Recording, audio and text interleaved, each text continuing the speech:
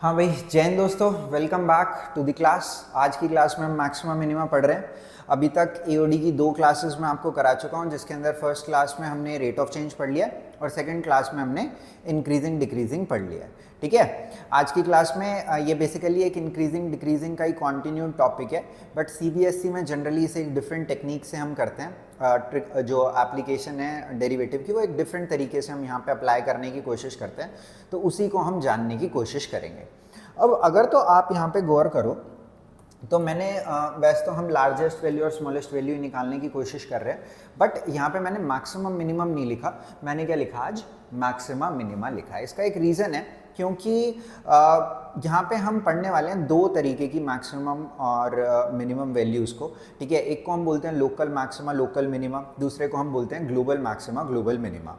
Eight times इस global maxima global minima वाले part को हम एब्सोल्यूट मैक्सिमा एब्सोल्यूट मिनिमा भी बोल देते हैं। ठीक है, अब देखो इन दोनों के अंदर डिफरेंस क्या है वो समझने की कोशिश करते हैं, पर उससे पहले मैं आपको ये पूरी मैक्सिमा मिनिमा की जो अप्रोच है ना, एक बार समझाने की कोशिश करता हूँ। किससे? इंक्रीजिंग डिक्रीजिंग, जो कॉन्सेप्ट हम ऑलरेडी पढ़ चुके हैं उसी कॉन्सेप्ट से। ठीक है, अब देखो आपको ध्यान होगा कि इंक्रीजिंग डिक्रीजिंग के अंदर हम इस तरीके से एक नंबर लाइन बनाते थे, लास्ट में उस पर कुछ अपने क्रिटिकल पॉइंट्स मार्क करते थे, फिर यहाँ पे हम प्लस माइनस प्लस इस तरीके से लगा लेते थे। ऑफ कोर्स ये साइंस चेंज हो सकते हैं डिपेंडिंग अपॉन की फंक्शन कैसा है और वो कहाँ पे इंक्रीज कर रहा है और कहाँ पे वो डिक्रीज कर रहा है, बट जस्ट मैंने अभी के लिए एक पर्टिकुलर सिनेरियो मान लिया है। ये प्लस माइनस प्लस हम किसके लिए लगाते थे कि यहाँ पे हमारे डेरिवेटिव की वैल्यू क्या है, 0 है, सॉरी पॉजिटिव है या फिर नेगेटिव है। ठीक है, अब देखो यहाँ पे अगर डेरिवेटिव ग्रेटर देन 0 है यानी कि पॉजिटिव है, तो मैं कहता था कि यहाँ पे हमारा फंक्शन इंक्रीज हो रहा है। फिर यहाँ पे नेगेटिव हो गई तो मैं बोल रहा हूँ डिक्रीज हो रहा है, और फिर दोबारा ये पॉजिटिव हो गई, इसका मतलब क्या हो रहा है, इंक्रीज हो रहा है। अब आप खुद सोचो, जैसे कि सपोज आप कोई एक बच्चा कंसिडर करो, ठीक है, जिसके मार्क्स क्या थे, वो इंक्रीज होते जा रहे थे, मतलब उसके मार्क्स अच्छे होते गए, अच्छे अच्छे अच्छे अच्छे बहुत अच्छे होते गए। फिर एक दिन ऐसा आया, फिर उस भाई के मार्क्स रिड्यूस होने लग गए। तो अगर उसके मार्क्स अच्छे होते जा रहे थे देन रिड्यूस होने लगे हैं, क्या मैं ऐसा बोल सकता हूँ कि वो अपनी ज़िंदगी का सबसे अच्छा टाइम देख के आ चुका है? क्योंकि अगर उसके मार्क्स इंक्रीज होते जा रहे थे फिर अब वो रिड्यूस होने लग गए हैं, इसका मतलब क्या है कि वो कहीं ना कहीं अपने मैक्सिमम यानी कि बेस्ट पे पहुंच गया होगा, और उसके बाद उसके मार्क्स क्या होने लगे हैं, रिड्यूस होने लग गए हैं। अब देखो दूसरा केस भी हो सकता है कि कोई एक भाई था जिसके मार्क्स रिड्यूस होते जा रहे हैं, या फिर हो सकता है यही सेम भाई भी हो, ठीक है, इसके मार्क्स रिड्यूस होने लग गए अब, ठीक है, बहुत रिड्यूस हो गए। एक पॉइंट ऐसा आ गया कि अब इसके पेरेंट्स के सब्र का बांध भी टूट चुका है और इसको थोड़ा सा उन्होंने, समझ रहे हो ना, थोड़ा सा डोज दिया और अब इसके मार्क्स दोबारा इंक्रीज होने स्टार्ट हो गए हैं। ठीक है, अब इस भाई के मार्क्स रिड्यूस रिड्यूस रिड्यूस कम होते जा रहे थे, अब बिल्कुल इसके कम हो जाएंगे और फिर इंक्रीज होने लग रहे हैं, यानी कि ये अपना सबसे बुरा टाइम यहाँ पे देख रहा है, यानी कि ये क्या हो जाएगा, पॉइंट ऑफ मिनिमा हो जाएगा। आ रही है बात समझ में? तो ये मैं आपको इंक्रीजिंग डिक्रीजिंग से इसकी अप्रोच बता रहा हूँ कि अगर कोई फंक्शन इंक्रीज होकर डिक्रीज हो रहा है तो उस पर्टिकुलर पॉइंट पे जहाँ पे वो चेंज हुआ है, तो इसका मतलब वहाँ पे क्या रहा होगा, मैक्सिमा रहा होगा। और अगर कोई डिक्रीज होके फिर मतलब बाउंस बैक कर रहा है, तो अब ये क्या हो रहा है, अपना मिनिमा देख के आ रहा है, अब ये आगे की तरफ ग्रो करेगा। आ गई बात समझ में आप लोगों को? ठीक है, अब मैं थोड़ा सा यहाँ पे आपको, जैसे कि मैंने 2 शब्द स्टार्टिंग में बोले थे, लोकल मैक्सिमा लोकल मिनिमा और ग्लोबल मैक्सिमा ग्लोबल मिनिमा, इनके बीच में अंतर समझाने की कोशिश करता हूँ। आप ध्यान से समझना, सवाल करना कोई बहुत बड़ी बात नहीं है, और इसके मतलब 5 मार्क वाला सवाल आता है जिसके अंदर वर्ड प्रॉब्लम होती है सरफेस एरिया टाइप की, उसके भी मैंने आज यहाँ पे काफ़ी सारे सवाल रख रखे हैं ताकि आपको कोई भी डिफिकल्टी ना आए। आज की क्लास मतलब मेरे को ऐसा लगता है कि इनफ रहेगी आपके इस मैक्सिमा मिनिमा के टॉपिक के लिए। ठीक है, सो ये अप्रोच आई होप आपको समझ में आई होगी, पर जनरली हम इसको यूज़ नहीं करते हैं। ठीक है, सीबीएसई में। अब देखो यहाँ पे मैं आपको एक और चीज़ बताता हूँ, जैसे कि कोई एक फंक्शन है, ये ऐसे इंक्रीज़ हो रहा था, फिर रिड्यूस होने लगा, फिर इंक्रीज़ हो गया, फिर और रिड्यूस हुआ, फिर इंक्रीज़ हुआ, इस तरीके से ये चल रहा है अपना। ठीक है, इस तरीके से हमारा क्या है, ये फंक्शन है। अब देखो एक चीज़ है लोकल मैक्सिमा। लोकल का मतलब क्या होता है, लोकलाइज्ड। लोकलाइज्ड मतलब आसपास की सराउंडिंग में। तो ऐसे सभी पॉइंट्स जिन पर हमें आसपास के कंपैरिजन में सबसे बड़ी वैल्यू मिल रही है, उन पॉइंट्स को हम क्या बोल सकते हैं, पॉइंट्स ऑफ लोकल मैक्सिमा बोल सकते हैं। फॉर एग्जाम्पल आप यहाँ पर ये देख सकते हो कि यहाँ पर आपको कुछ पहाड़ की चोटी टाइप चीज़ें नज़र आ रही होंगी, जैसे कि ये एक पहाड़ की चोटी नज़र आ रही है आपको ए पे, है ना। फिर आपको बी पे भी एक पहाड़ की चोटी नज़र आ रही होगी, सी पे भी एक पहाड़ की चोटी नज़र आ रही है, डी पे भी आपको एक इस तरीके से पीक नज़र आ रही है, ठीक है। अब दूसरा भी ट्रू है कि यहाँ पे आपको कुछ इस तरीके से नीचे वाले पॉइंट्स, क्रस्ट बोल सकते हैं इन्हें, इस तरीके के पॉइंट्स नज़र आ रहे हैं। इसे ई बोल देता हूँ, इसे एफ बोल देता हूँ, इसको जी बोल देता हूँ, ठीक है। एक और है, चलो इसको एच बोल देता हूँ। अब आप अगर ध्यान से ऑब्जर्व करो, अगर मैं ए पॉइंट पे फंक्शन की वैल्यू को ऑब्जर्व करने की कोशिश करूँ तो ए जो है वो बिल्कुल हाईएस्ट पॉइंट है, यानी कि अपने आस पड़ोस की अगर मैं बात करूं तो इसका लेफ्ट पड़ोस, राइट पड़ोस, बोथ ऑफ दीज पड़ोसीज are lower than the function value at A. तो ए को क्या मैं बोल सकता हूं कि पर्टिकुलर पॉइंट ए पे इसके आस पड़ोस में सबसे हाईएस्ट वैल्यू हमें देखने के लिए मिल रही है। तो इसी वजह से हम ए को क्या बोलते हैं, पॉइंट ऑफ लोकल मैक्सिमा।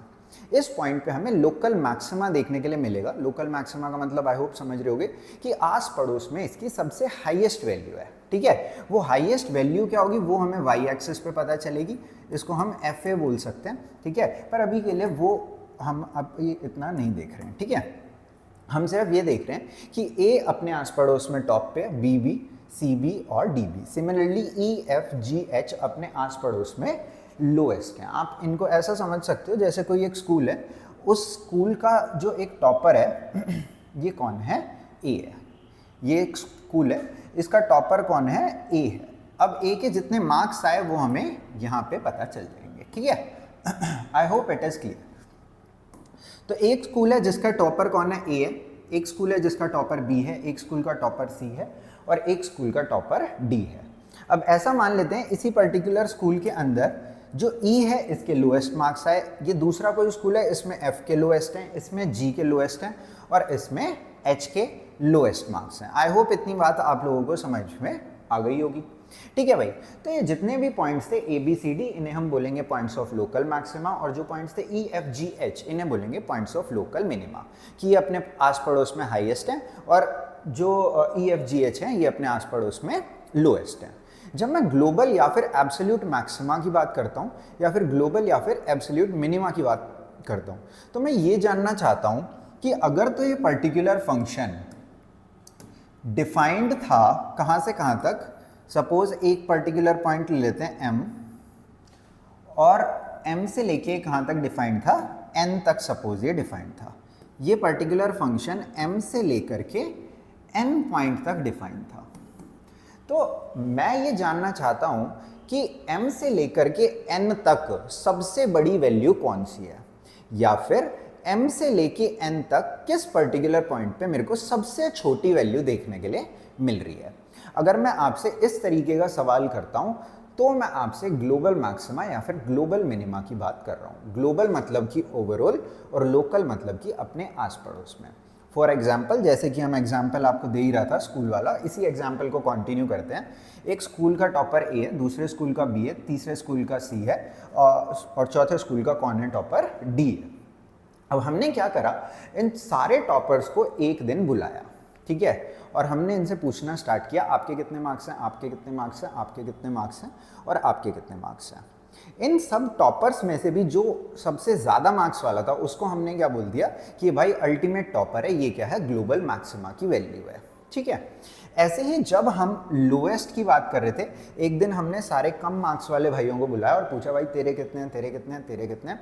जिसके सबसे लोएस्ट थे उसको हमने क्या बोल दिया कि ये इस फंक्शन की ग्लोबल मिनिमम वैल्यू है। आ गई बात समझ में। बस एक चीज एडिशनली जो इसके अंदर आपको ध्यान रखनी है वो ये ध्यान रखनी है कि कभी भी हम ग्लोबल मैक्सिमा या ग्लोबल मिनिमा की बात करते हैं तो हमेशा एक इंटरवल डिफाइंड रहता है, जो कि मैंने यहाँ पे आपको m से लेकर के n तक बताया। अगर एक इंटरवल डिफाइन है m से लेकर के n तक, तो आस पड़ोस की तो बात अब चल नहीं रही, मैंने बताई था आपको ओवरऑल टॉपर या फिर ओवरऑल फेलियर देखना हमने, समझ लो आप बात।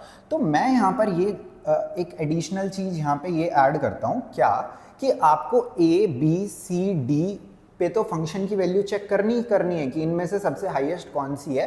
आपको कॉर्नर पॉइंट्स पे भी फंक्शन की वैल्यू चेक करनी है, क्योंकि ऐसा हो सकता है कि किसी एक कॉर्नर पॉइंट पे आपको हाईएस्ट वैल्यू देखने के लिए मिल रही हो। जैसे कि यहाँ पे अगर मैं m पे चेक करूँ तो मेरे को हाईएस्ट वैल्यू देखने के लिए नहीं मिल रही, हो सकता है n पे मेरे को हाईएस्ट वैल्यू फंक्शन की देखने के लिए मिल जाए। आई होप आप समझ पा रहे होगे मैं क्या कह रहा हूँ।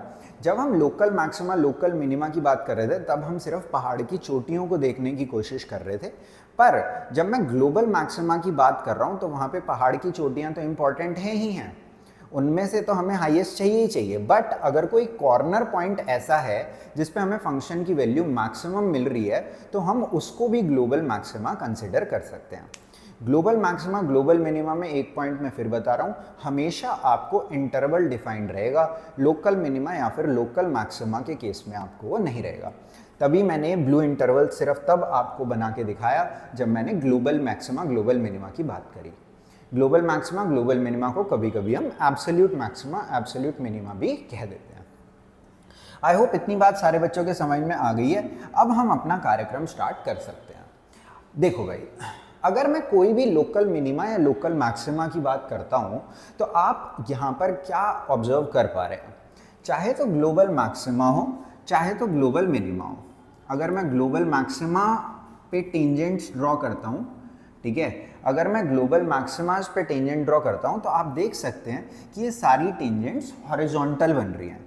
इनफैक्ट अगर मैं लोकल मैक्सिमा या लोकल मिनिमा पे भी यहाँ पे अगर मैं टेंजेंट्स ड्रॉ करता हूँ, ये ग्लोबल गलती से बोल दिया मैंने, लोकल मैक्सिमा बोलना चाह रहा था, तो लोकल मैक्सिमा के पॉइंट्स पे भी टेंजेंट्स हॉरिजॉन्टल हैं और लोकल मिनिमा के पॉइंट्स पे भी टेंजेंट हॉरिजॉन्टल है। बाकी कभी भी ऐसा यहाँ पे आपको इस कर्व के अंदर देखने के लिए नहीं मिलेगा कि टेंजेंट क्या हो जाए, हॉरिजॉन्टल हो जाए।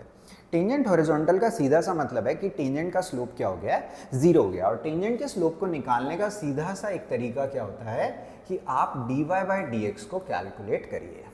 ठीक है भाई, तो यहाँ पे हम यही काम करते हैं। हम क्या करते हैं, dy बाई dx को कैलकुलेट करते हैं। हम dy बाई dx को जीरो कर देते हैं और dy बाई dx को जीरो करने के बाद हमें कुछ वैल्यूज पता चलती हैं x की। वो x की वैल्यूज़ क्या क्या हो सकती हैं। फॉर एग्जांपल अगर मैं ये केस कंसिडर करूं तो A E B F C G D H, ये सब वैल्यूज़ मेरे को यहाँ पे देखने के लिए मिलेंगी जहाँ पे टेंजेंट का स्लोप क्या हो रहा है, ज़ीरो हो रहा है। मैं आपको ग्राफिकल भी अप्रोच बता रहा हूँ और ये एल्जेब्रिक अप्रोच भी साथ साथ बता रहा हूँ। क्वेश्चन कैसे करने हैं दैट लीव टू मी, मैं वो देख लूँगा, ठीक है, वो मैं आपको अच्छे से समझा भी दूंगा। अब देखो यहाँ पे तो हमें मैक्सिमा पे भी स्लोप जीरो मिल गया और मिनिमा पे भी स्लोप जीरो मिल गया। आ रही है बात समझ में। तो हम आइडेंटिफाई कैसे करेंगे कि जब dy बाई dx निकाला हमने, जैसे dy बाई dx निकाल लिया, उसके बाद x की हमें कुछ वैल्यूज मिली, उस x की वैल्यू पे मैक्सिमा है या फिर मिनिमा है, ये हम कैसे आइडेंटिफाई करेंगे। देखो, इसको आइडेंटिफाई करने का तरीका मैं आपको बता देता हूँ। हम एक टेस्ट करते हैं, इसको बोलते हैं डबल डेरिवेटिव टेस्ट। इसके अंदर हम जो भी डेरिवेटिव आया था इसका दोबारा से डेरिवेटिव कर देते हैं। अगर तो इस डेरिवेटिव की वैल्यू, सपोज यहाँ पे मैंने इसके अंदर x की वैल्यू क्या रखी, a रखी, और x की वैल्यू a रखने से यहाँ पे डेरिवेटिव नेगेटिव आ गया, तो हम बोलेंगे देयरफॉर जो हमने पॉइंट रखा था x is equal to a is point of maxima. Minima मत सोचना नेगेटिव समझ के, ठीक है। यहाँ पे अगर आपका जो डबल डेरिवेटिव है वो क्या आ जाए, लेस देन जीरो आ जाए, तो आप सीधा सा मतलब समझ लेना कि उस पर्टिकुलर पॉइंट पे जहाँ पे डबल डेरिवेटिव क्या आ रहा है, नेगेटिव आ रहा है, उस पर्टिकुलर पॉइंट पे क्या है, मैक्सिमा है। यहीं पे अगर डबल डेरिवेटिव, जैसे कि सपोज अगर मैं यहाँ पे ई डालता हूँ तो इसके अंदर क्या आ जाएगा, ग्रेटर देन जीरो आ जाएगा, और मैं क्या बोलूँगा, x is equal to E is point of minima. Of course आप इस तरीके से ग्राफ नहीं बना पाएंगे, आप ये अप्रोच लगाएंगे। आपको एक फंक्शन दिया रहेगा y, आप उसका डेरिवेटिव करेंगे, डेरिवेटिव को जीरो करने के बाद x की कुछ वैल्यू आएंगी, डबल डेरिवेटिव करेंगे, इन कुछ वैल्यूज़ को यहाँ डालेंगे। अगर ये वैल्यूज़ डबल डेरिवेटिव में डालने से नेगेटिव आ रहा है तो जो पॉइंट आपने डाला था वो पॉइंट ऑफ मैक्सिमा है, और अगर तो डबल डेरिवेटिव डालने से आपका जो आ रहा है वो पॉजिटिव आ रहा है तो ये क्या है, पॉइंट ऑफ मिनिमा है। ऐसा भी हो सकता है डबल डेरिवेटिव डालने से ये ज़ीरो आ जाए। अगर ऐसा होता है तो अभी जैसे कि यहाँ पे तो किसी भी केस में ऐसा नहीं होगा, मैं एक ऐसे ही मान लेता हूँ कि सपोज x की वैल्यू q डालने से ये 0 आ गया, तो इस तरीके के पॉइंट को हम बोलते हैं कि x is equal to q is point of inflection. क्या बोलते हैं? Point of inflection. Saddle point भी बोल देते हैं इसे, यानी कि ना इस पे मैक्सिमा है ना इस पे मिनिमा है, इस पे ना मैक्सिमा है ना मिनिमा है, पर ऑफ कोर्स क्योंकि ये एक क्रिटिकल पॉइंट था तो डेरिवेटिव की वैल्यू यहाँ पे ज़रूर 0 है। अगर मैं ग्राफिकल बात करूँ कि इस तरीके के पॉइंट ग्राफ में कैसे नज़र आएंगे, तो आप ऐसा सोच सकते हो कि कोई ग्राफ था जो इंक्रीज़ हो रहा था, जस्ट 1 सेकेंड के लिए हॉल्ट लिया और दोबारा इंक्रीज़ करने लगा। ठीक है, तो आप ये देख सकते हो ना तो यहाँ मैक्सिमा आ रहा ना मिनिमा आ रहा, पर यहाँ पे डेरिवेटिव ज़रूर 0 हो गया था। देख रहे हो ना कि मतलब ऐसा कोई टॉप पॉइंट नहीं है ना बॉटम पॉइंट है, बट यहाँ पे बस एक बार के लिए डेरिवेटिव 0 हो गया था, क्योंकि अगर मैं यहाँ पे टेंजेंट बनाऊंगा तो उसका स्लोप क्या दिख जाएगा? मेरे को 0 दिख जाएगा। I hope it is clear to all of you. ठीक है भाई। अच्छा भाई, अगर आपको ये जानना है कि मतलब कि ग्रेटर देन 0 में मिनिमा क्यों आता है, डबल डेरिवेटिव ग्रेटर देन 0 करने में, और लेस देन 0 करने पे मैक्सिमा क्यों आता है, ये भी बहुत ही सिंपल सी बात है, बस थोड़ा सा समझने में आपको हो सकता है टाइम लग जाए। देखो भाई, यहाँ पे अपना मैक्सिमा आ रहा है डी स्क्वायर वाई बाय में डी एक्स स्क्वायर में। मैं कैलकुलेट क्या कर रहा हूँ, मैं d y by d x slope था, स्लोप किस रेट से चेंज हो रहा है मैं ये कैलकुलेट करने की कोशिश कर रहा हूँ यहाँ पे डबल डेरिवेटिव में। ठीक है, तो वही आप बस यहाँ पे टेंजेंट बना बना के देख सकते हो कि ये एक टेंजेंट थी, फिर एक ये टेंजेंट थी, फिर ऑफ कोर्स ये एक टेंजेंट आ गई, फिर एक ये टेंजेंट आ गई, फिर एक ये टेंजेंट आ गई। आप अगर देखोगे तो इनिशियल जो हमारी टेंजेंट्स हैं इनका स्लोप क्या है? पॉजिटिव है।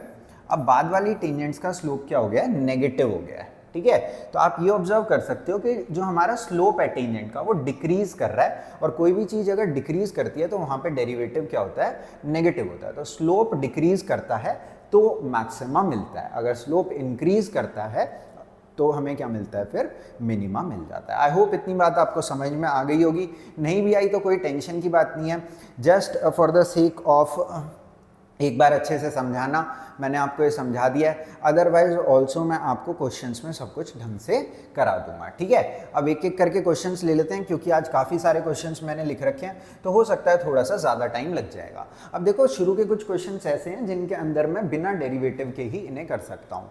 देखो, इसीलिए मैंने यहाँ पर डाल दिए क्योंकि आपके थोड़े से बुक में भी ये दिए गए हैं। ठीक है, अब देखो, अगर मैं पहले क्वेश्चन को लेता हूँ, ठीक है, देखो अगर ये फंक्शन की मैं बात करूं, इट इज समथिंग का स्क्वायर, और मेरे को पता है अगर किसी भी चीज का स्क्वायर लिखा हुआ है, अगर कहीं पर किसी भी चीज का स्क्वायर लिखा हुआ है, फर्क नहीं पड़ता, तो इसकी वैल्यू 0 से तो बड़ी ही होगी, या फिर बोल सकता हूं 0 या उससे बड़ी होगी। तो मैं यहां पे बोल सकता हूं कि जो इसकी वैल्यू है ये 0 से लेकर के कहां तक है? इन्फिनिटी तक है, क्योंकि ये क्या है? किसी चीज का स्क्वायर है, नेगेटिव तो जाएगा नहीं, 0 से तो बड़ा बड़ा ही जाएगा। पर मेरे को क्या चाहिए? इसमें +7 चाहिए, तो 7 हर किसी में मैं जोड़ देता हूं। इन्फिनिटी में 7 जोड़ने से उसकी सेहत पे कोई इफेक्ट नहीं आएगा। तो बेसिकली इसकी वैल्यू कहां से कहां तक हो जाएगी? 7 से लेकर के इन्फिनिटी हो जाएगी। जनरली इन्फिनिटी कोई वैल्यू होती नहीं है, तो हम कहेंगे सिर्फ इसकी मिनिमम वैल्यू डिफाइंड है, और वो किसके इक्वल है? 7 के इक्वल है। ठीक है भाई, अब देखो यहाँ पे भी ये सेम ही क्वेश्चन है, बिल्कुल एग्जैक्टली ही सेम आ गया ये। ठीक है, लाल कलर से कर देता हूं इसको। देखो भाई, अब देखो मैंने कहा कि x + 11 का होल स्क्वायर, क्योंकि ये किसी चीज का स्क्वायर है तो ये क्या रहेगा? 0 या उससे बड़ा। इतना तो आपके आ ही गया है समझ में, है ना। पर यहाँ पे क्या है, इसी के साथ नेगेटिव लिख रखा है इन्होंने। अब ये तो 0 या उससे बड़ा था, अब उसके साथ अगर मैं नेगेटिव लगा दूं, जैसे इसका आंसर क्या आ सकता है? 1 आ सकता है, 2 आ सकता है, √3 आ सकता है, √5, √7, ये सब इसके आंसर यहाँ से मेरे को मिलेंगे। पर यहाँ पे आगे क्या लगा दिया? नेगेटिव। बेसिकली मेरे को यहाँ से तो पॉजिटिव मिलेगा, पर उसके आगे क्योंकि नेगेटिव लगा हुआ है तो इसलिए मेरे को हमेशा आंसर क्या मिलने वाला है? नेगेटिव मिलने वाला है। तो मैं यहाँ पे माइनस से मल्टीप्लाई करता हूँ, और आई होप आपको पता होगा माइनस से मल्टीप्लाई करने पे इनइक्वालिटी का साइन चेंज हो जाता है। ठीक है, अब इसमें हमें क्या करना है? 3 जोड़ना है, तो 3 आ गया, और माइनस इन्फिनिटी की सेहत पे भी 3 जोड़ने से कोई इफेक्ट नहीं होगा। तो यहाँ पे मैं ये बोल सकता हूँ कि अब जो इसकी मैक्सिमम वैल्यू है वो 3 है, और ये कितना लो जा सकता है? -इन्फिनिटी तक लो जा सकता है। आई होप आपको समझ में आ गया होगा। तो इसकी मैक्सिमम वैल्यू डिफाइंड होगी, जैसे ऊपर वाले क्वेश्चन में मिनिमम वैल्यू डिफाइंड थी। ठीक है।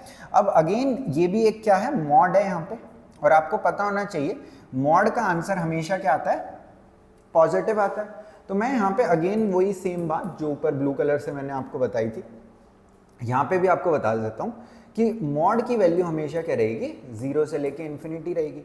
पर इन्होंने इसमें से 5 घटा रखा है तो मैं भी 5 घटा देता हूँ सब में से, ठीक है। तो यहाँ पे एज सच ए और डी का कुछ काम नहीं है, जस्ट ये बुक में थोड़े से दिए थे तो मैंने भी एक बार डिस्कस कर दिए। अब साइन 3x है, जैसे कि अगर मैं इस पर्टिकुलर क्वेश्चन को ले लूँ तो इसके अंदर क्या लिखा है, साइन 3x लिखा है। साइन की वैल्यू कहाँ से कहाँ तक होती है, -1 से लेके 1 तक होती है। अब ये तो एंगल में 3x है ना, तो उसका तो कोई इफेक्ट आएगा नहीं। अगर 3 बाहर होता तो जरूर इफेक्ट आता, क्योंकि है तो ये साइन ऑफ समथिंग ही ना, तो ये -1 to 1 ही रहने वाला है। अब इसमें अगर मैं हाफ ऐड कर देता हूँ तो ये कितना हो जाएगा, -half sine 3x plus half, और यहाँ पे कितना हो जाएगा, 3/2 हो जाएगा। अब आप ऐसा सोचो, जो साइन की वैल्यू है ना वो -1/2 से लेके कहाँ तक जा रही है, 3/2 तक जा रही है। पर इस पे क्या लगा दिया गया, अब मॉड लगा दिया गया है, समझ रहे हो आप। तो अगर सपोज मैं इस पे मॉड लगा देता हूँ, अगर मैं इस पे मॉड लगा देता हूँ तो आप ये समझो अब नेगेटिव आंसर तो आ नहीं सकते, तो नेगेटिव वालों को जस्ट हम हटा देंगे। अब हमारे आंसर कहाँ से स्टार्ट होंगे, 0 से स्टार्ट होंगे। आ गई बात समझ में, नेगेटिव वाले आंसर्स तो मिलेंगे नहीं मेरे को, क्यों, क्योंकि मॉड लग गया। तो आंसर अब कहाँ से आने स्टार्ट होंगे, 0 से आने स्टार्ट होंगे। आई होप समझ में आ गया होगा। इसके अंदर आज सच कुछ डिफिकल्टी नहीं थी। जो 11th क्लास में हम लीनियर इनइक्वालिटी पढ़ते थे उसी का हल्का सा पोर्शन है। ऐसे सवाल मतलब हो सकता है कभी 1 मार्क में पूछ लिया जाए, but still not much important. आगे चलते हैं। अब यहाँ पे से अपना मेन कार्यक्रम स्टार्ट है, जहाँ पे मैंने आपको जैसे कि मैंने आपको एक्सप्लेन भी किया था फर्स्ट पेज पे, ठीक है। आपको एक फंक्शन दिया रहेगा, स्टेप 1 में आपने उसका डेरिवेटिव करके उसे 0 के इक्वल करना है। आपको कुछ क्रिटिकल पॉइंट्स मिलेंगे, इसी डेरिवेटिव का एक और बार डेरिवेटिव करना है। ये क्रिटिकल पॉइंट आपको एक एक करके इसके अंदर डबल डेरिवेटिव में डालने हैं। अगर तो क्रिटिकल पॉइंट डालने के बाद आपका डेरिवेटिव ग्रेटर देन 0 आ जाए तो उस क्रिटिकल पॉइंट को क्या बोल देना, पॉइंट ऑफ मिनिमा बोल देना। अगर यही डबल डेरिवेटिव क्या आ जाए, नेगेटिव आ जाए क्रिटिकल पॉइंट डालने के बाद, तो इस क्रिटिकल पॉइंट को क्या बोल देना, पॉइंट ऑफ मैक्सिमा बोल देना। एट टाइम्स ऐसा भी आपको देखने के लिए मिलेगा कि डबल डेरिवेटिव क्या आ रहा है, 0 आ रहा है, तो इस पॉइंट को आप पॉइंट ऑफ इन्फ्लेक्शन बोल देना। I hope it is clear to all of you. Let's move आगे। देखो भाई, एक एक करके तीनों क्वेश्चंस को देख लेते हैं। जैसे कि हमें फंक्शन दे रखा था, तो सबसे पहले मैंने इसका डेरिवेटिव किया, जैसा कि मैंने आपको बताया। तो ये क्या आ जाएगा, 3x² - 3 = 0 कर दिया देने से। अब यहाँ से जब आप इसको थोड़ा सा सॉल्व करने लगोगे तो आपको x की 2 वैल्यू देखने के लिए मिलेंगी, एक +1 और दूसरी -1, ठीक है। अब आप यहाँ पे डबल डेरिवेटिव करोगे, आपने करा डबल डेरिवेटिव, तो इसका डेरिवेटिव कितना आ गया, 6x। अगर आप डबल डेरिवेटिव के अंदर ये क्रिटिकल पॉइंट 1 डालते हो तो ये कितना आया, 6, जो कि क्या है, ग्रेटर देन 0। देयरफॉर पॉइंट क्या डाला था आपने, x = 1, ये क्या हो गया, इज पॉइंट ऑफ मिनिमा। आ गई बात समझ में। और यहीं पे अगर आप डबल डेरिवेटिव में -1 डालते तो क्या आंसर आता, -6 less than 0। Therefore x = -1 is point of maxima. आ गया समझ में इतना आप लोगों को, वेरी नाइस। अब देखो, अगर सपोज कभी कोई आपसे ये पूछ ले कि ये तो ठीक है भाई कि 1 पे मैक्सिमा और -1 पे मिनिमा है, उस मैक्सिमा की वैल्यू क्या है, तो आप मैक्सिमा की या मिनिमा की वैल्यू भी कैलकुलेट कर सकते हो। हमें ये पता चल गया x = 1 पे क्या है, मिनिमा है। अब x = 1 आप फंक्शन में अगर आप डाल देते हो तो क्या होगा, 3 × में 1 का स्क्वायर -3, कितना आ गया, 0। ये हमारे इस फंक्शन की क्या आ गई, मिनिमम वैल्यू आ गई। यहीं पे अगर मेरे को इसकी मैक्सिमम वैल्यू देखनी है तो मैक्सिमम वैल्यू के लिए मैं क्या डाल दूंगा, यहाँ पे x = -1 डाल दूंगा और मेरे को क्या मिल जाएगी, इस फंक्शन की मैक्सिमम वैल्यू भी देखने के लिए मिल जाएगी। आई होप ये बात आपको समझ में आ गई होगी, क्लियर है। चलें आगे, शाबाश भाई, आगे चल लेते हैं। देखो अगले क्वेश्चन में क्या बोला इन लोगों ने, इसको मैं थोड़ा सा मिनिमाइज कर देता हूं यहाँ पे।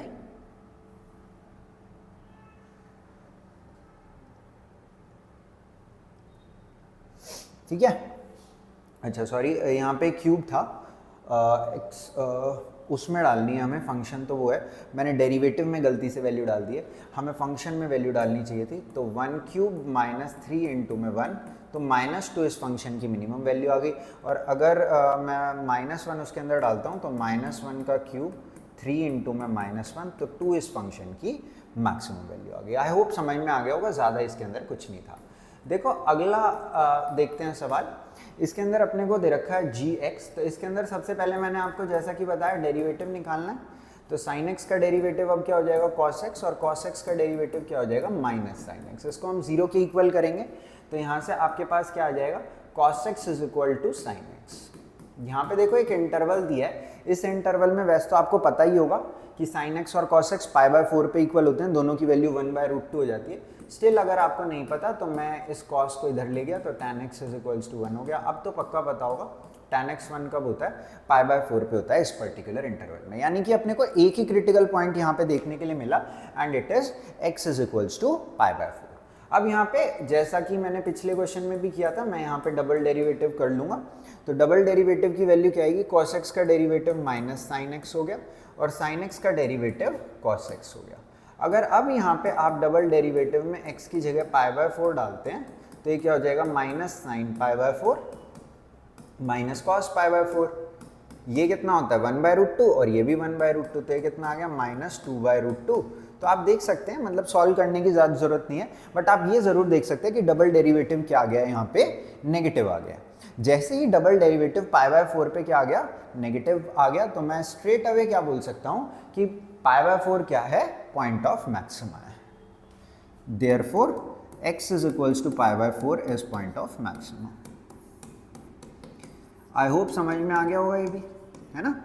अगर अगेन कोई आपसे मैक्सिमम वैल्यू बोलता है तो x इज इक्वल टू π/4 उठा के यहाँ पे आप रख दोगे, sin π/4 1/√2, cos π/4 1/√2, 2/√2, यानी कि √2 आपकी क्या आ जाएगी मैक्सिमम वैल्यू आ जाएगी। किस पॉइंट पे आ जाएगी, π/4 पे आ जाएगी। क्लियर है।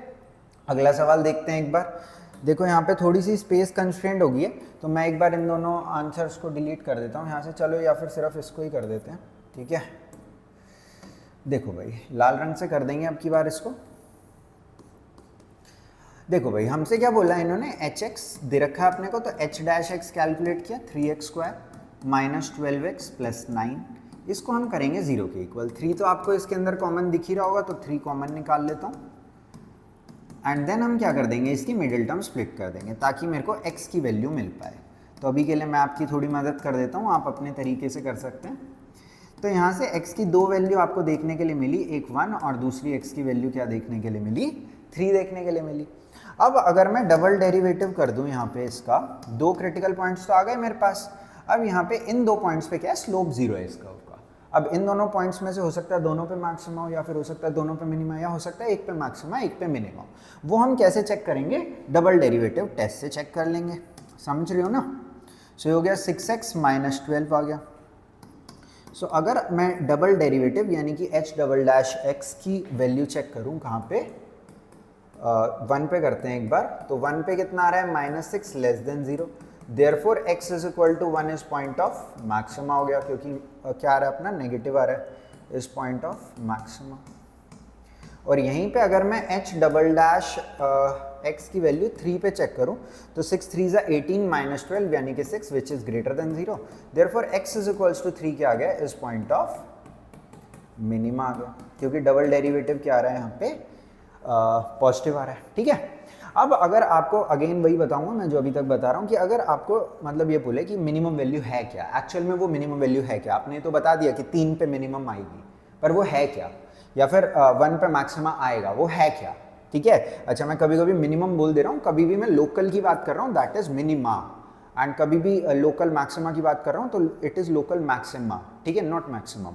ठीक है। मैक्सिमम अब कभी भी है तो उसका मतलब क्या है, वो ग्लोबल है। ठीक है, या एब्सोल्यूट बोल सकते हैं। ठीक है। सो अगर आपसे कोई बोले कि 1 पे मैक्सिमा तो है, इसकी वैल्यू क्या है, तो आप 1 उठा के फंक्शन में डाल दोगे, तो 1 माइनस 6 प्लस 9 प्लस 15 जो भी यहाँ सॉल्व करके आएगा, यही क्या हो जाएगी, फंक्शन की मैक्सिमम वैल्यू हो जाएगी। आगे समझ में, किस पर्टिकुलर पॉइंट पे आएगी, 1 पे आएगी। चलें आगे, शाबाश भाई। अब यहाँ पे देखो एब्सोल्यूट मैक्सिमा एब्सोल्यूट मिनिमा, इतनी देर से मैं बोल रहा था, सवाल भी आ गया। ठीक है, तो इसको देख लेते हैं एक बार, क्या है ये। Okay fine. ओके, आगे चलते हैं गाइस। यहाँ पे क्या है, एफ डैश एक्स कैलकुलेट करेंगे, जैसा ही मैंने बोला सेम वही काम आपको करते जाना है। ग्लोबल मैक्सिमा में एक्स्ट्रा क्या बोला था मैंने, अच्छा ग्लोबल मैक्सिमा सॉल्व करने का तरीका भाई थोड़ा सा डिफरेंट है, ठीक है। यहाँ पे आपको डबल डेरिवेटिव टेस्ट बिल्कुल करने की जरूरत नहीं है, क्योंकि बेसिकली जो डबल डेरिवेटिव टेस्ट है कॉर्नर पॉइंट्स पे तो काम करेगा नहीं, ठीक है। तो बाकियों पॉइंट्स पे भी क्यों ही आपको मतलब लगाना है, समझ रहे हो ना आप। तो हम यहाँ पे डबल डेरिवेटिव टेस्ट को अवॉइड करेंगे, स्ट्रेट अवे हम कुछ यहाँ पे करेंगे, मैं आपको बताता हूँ। सबसे पहले मैं ये जानने की कोशिश करता हूँ कि किस पॉइंट पे मिनिमा या मैक्सिमा होने के चांसेस हैं, ठीक है। तो उन पॉइंट्स पे क्या होगा, ऑफ कोर्स अपना dy बाई डी एक्स यानी कि डेरिवेटिव क्या होगा, 0 होगा। तो sin x का डेरिवेटिव क्या है, cos x है, और cos x का आपको पता ही है माइनस sin x है, इसको क्या कर दिया मैंने 0। तो यहाँ से थोड़ा आप सिंप्लीफाई करना, tan x या फिर cot x जो भी बोलोगे वो 1 के इक्वल आ जाएगा। अगर मैं 0 से लेके पाई की बात करता हूँ तो tan x की वैल्यू 1 सिर्फ फर्स्ट क्वाड्रेंट में ही हो सकती है, यानी कि अपने पास सिर्फ एक ही क्रिटिकल पॉइंट है एंड इट इज π/4। अगर ये 0 से लेके 2 पाई इसको कर देते तो हो सकता है अपना थर्ड क्वाड्रेंट में, हो सकता है क्या थर्ड क्वाड्रेंट में भी अपने को आंसर देखने के लिए मिलता and it will be pi plus π/4, 5π/4 भी अपने को एक क्रिटिकल पॉइंट मिल जाता। पर अभी के लिए 0 से पाया तो अपने लिए तो अच्छा ही है। तो देखो भाई, अब यहाँ पे अपने को ज़्यादा मेहनत नहीं करनी है, डबल डेरिवेटिव में नहीं जाना है, बस हमें क्या करना है, हमें कॉर्नर पॉइंट्स और क्रिटिकल पॉइंट पे फंक्शन की वैल्यू को कैलकुलेट करना है। सो एक कॉर्नर पॉइंट क्या है 0, इस पे हम निकालेंगे। एक क्रिटिकल पॉइंट है π/4, इस पे भी हम फंक्शन की वैल्यू निकालेंगे। और एक क्रिटिकल पॉइंट है पाई, तो इस पे भी हम फंक्शन की वैल्यू निकालेंगे। देख रहे हो भाई, ट्रिग्नोमेट्री तुम्हारा पीछा नहीं छोड़ेगी भाई, ठीक है। Trigonometry is like, I always say, it is like uninvited guest, मतलब हर जगह भाई इनको घुसना है, ठीक है। मतलब इनका काम हो ना काम हो, ठीक है, पर घुसना है तो मतलब घुसना है, समझ रहे हो ना। अब यहाँ पे x की जगह क्या रख दिया हमने, 0 रखना है, ठीक है। तो sin 0 0, cos 0 1, π/4 रखना है, तो चलो लिख देता हूँ एक बार, sin π/4 1/√2, cos π/4 ऑल्सो 1/√2, 2/√2, तो ये कितना आ जाएगा, √2 आ जाएगा। मैं यार ये बहुत सारी कैलकुलेशन नहीं लिख रहा हूँ, A for Apple, B for ball type. I hope you can manage these things at your own, ठीक है। इतने समझदार तुम हो, मेरे को मतलब भरोसा है तुम लोगों पे कि तुम ये सब मैनेज कर सकते हो। इनफैक्ट अगर मैं डायरेक्टली भी √2 लिखता तो भी मेरे को तो लगता है कि आप लोग कर ही लेते। अब तीसरे कॉर्नर पॉइंट यानी कि पाई पे मैं तीसरे पॉइंट यानी कि पाई पे चेक करता हूँ, तो साइन पाई 0 और कॉस पाई -1, तो ये कितना आ गया, -1 आ गया। अब यहाँ पे आप क्या देख सकते हो कि जो हमें मैक्सिमम वैल्यू देखने के लिए मिल रही है वो कहाँ पे दिख रही है, π/4 पे, और मिनिमम वैल्यू कहाँ पे देखने के लिए मिल रही है, पाई पे। तो मैं ऐसा बोल सकता हूँ π/4 is point of global maxima and global maximum कितना है, √2 है। Pi is point of global minima and global minima की वैल्यू कितनी है, -1 है। आ गई बात समझ में। कई बच्चों को हो सकता है पाई वगैरह पे वैल्यूज याद ना हो, तो मैं एक बार छोटा सा बता देता हूँ। अगर मैं साइन की बात करता हूँ, देखो ये याद करने का सही तरीका है। अगर मैं साइन की बात करता हूँ तो साइन 0 0 तो याद ही है आपको। अगर इधर 0 है तो इधर भी 0 ही होगा, यानी कि पाई पे, ठीक है। ये 0 है, ये 2 पाई 4 पाई 6 पाई 8 पाई सब इधर ही आएगा, और इधर क्या आएगा, पाई 3 पाई 5 पाई, ऑड मल्टीपल्स ऑफ पाई इस तरफ। तो इन सब पे वैल्यूज क्या है, 0 है। अच्छा, अब साइन की वैल्यू π/2 पे 1 है, सो इसके अपोजिट यानी कि 3 π/2 पे क्या हो जाएगी, -1, या फिर -π/2 पे भी बोलूँ तो क्या हो जाएगी, -1। इसी तरीके से कॉस का भी बता देता हूँ आप लोगों को। कॉस 90 0 होता है, तो कॉस 3 π/2 यानी कि वर्टिकल एक्सिस पे वैल्यू क्या रहेगी, 0। अब कॉस 0 1 होता है, तो इसके अपोजिट में यहाँ पे पाई पे क्या रहता है, -1 रहता है। आई होप आपको समझ में आ गया होगा। साइन को कॉस से डिवाइड करोगे तो आपको ये भी पता चल जाएगा कि 1/0, that's why it is getting not defined. अगर हल्का सा लेफ्ट या हल्का सा राइट जाके देखोगे तो आपको +∞ -∞ भी पता चल जाएगा, ठीक है। हालांकि उतना अपना काम नहीं है, ठीक है। हमें तो ये क्वेश्चन करना है। देखो g' की वैल्यू यहाँ पे कैलकुलेट करते हैं, तो होल स्क्वायर है तो इसको आगे ही उतार दिया, अंदर वाले का डेरिवेटिव 1 है, 3 का डेरिवेटिव 0 है, इसको इक्वल करा 0 के, तो x की वैल्यू कितनी आ गई, यहाँ से 1। अब हमारे पास 3 क्रिटिकल पॉइंट्स अगेन आ चुके हैं। क्रिटिकल तो एक्चुअली एक ही है, पर 2 कॉर्नर पॉइंट्स भी हैं। तो मैं फंक्शन की वैल्यू यानी कि g की वैल्यू 3 पॉइंट्स पे कैलकुलेट करूंगा, एक -3 पे, एक 1 पे, और एक ये तो और आसान हो गया क्योंकि जो हमारा क्रिटिकल पॉइंट आया है वो कॉर्नर पॉइंट ही है, ठीक है। तो दोबारा 1 पे करने की जरूरत नहीं है, 2 पॉइंट पे ही करके हमारा काम चल जाएगा। तो देखो इसके अंदर हम एक्स्ट्रा क्या कर रहे हैं, एक्स्ट्रा हम ये कर रहे हैं कि हम कॉर्नर पॉइंट्स पे जाके फंक्शन में डाल के वैल्यू चेक कर ले रहे हैं, ठीक है। यहाँ पे डबल डेरिवेटिव टेस्ट की कोई नीड अपने को एज सच नहीं है, ठीक है। तो -3 पे चेक करता हूँ, तो ये क्या है, -3 - 1 का होल स्क्वायर, ये तो भाई बड़ा ही आंसर आ रहा है। तो 4 का स्क्वायर 16 और 3 19, 1 डाल के चेक करता हूँ, तो 0 का स्क्वायर प्लस 3, ये कितना आ गया 3। तो ग्लोबल मिनिमा कितना आ जाएगा, 3 आ जाएगा, कितने पे, 1 पे। और ग्लोबल मैक्सिमा कितना आ जाएगा, 19 आ जाएगा, कितने पे, -3 पे। I hope it is clear to all of you. Local वाले में क्या कर रहे थे, डेरिवेटिव किया, क्रिटिकल पॉइंट्स निकाले, डबल डेरिवेटिव किया, क्रिटिकल पॉइंट्स उसमें डाले। जहाँ पे double derivative positive, minima, negative, maxima, 0 तो सैडल पॉइंट। इसके अंदर क्या कर रहे हैं, डेरिवेटिव किया, क्रिटिकल पॉइंट्स निकाले, साथ में दो कॉर्नर पॉइंट्स भी रखे। इन सब क्रिटिकल पॉइंट्स और कॉर्नर पॉइंट्स पे फंक्शन की वैल्यू को कैलकुलेट कर लिया। जहाँ पे सबसे बड़ा आंसर आ रहा है वो ग्लोबल मैक्सिमा, जहाँ पे सबसे छोटा आंसर आ रहा है वो global minima. Absolute maxima, absolute minima भी बोल सकते हैं। अच्छा भाई, अब मेन कार्यक्रम इस चैप्टर का यहाँ पे स्टार्ट है, जो इसकी वर्ड प्रॉब्लम्स होती हैं।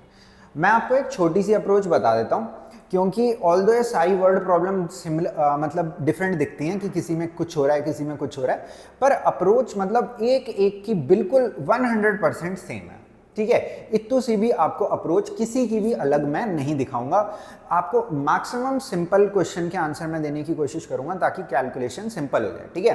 क्योंकि इसके सॉल्यूशन अगर आप जनरली ऑनलाइन देखते हैं तो मतलब थोड़े से आप समझ रहे हो ना, डिफिकल्ट टाइप दिखते हैं। सो वो चीज़ें यहाँ पे मैं थोड़ी सिंप्लीफाई करने की कोशिश करूँगा।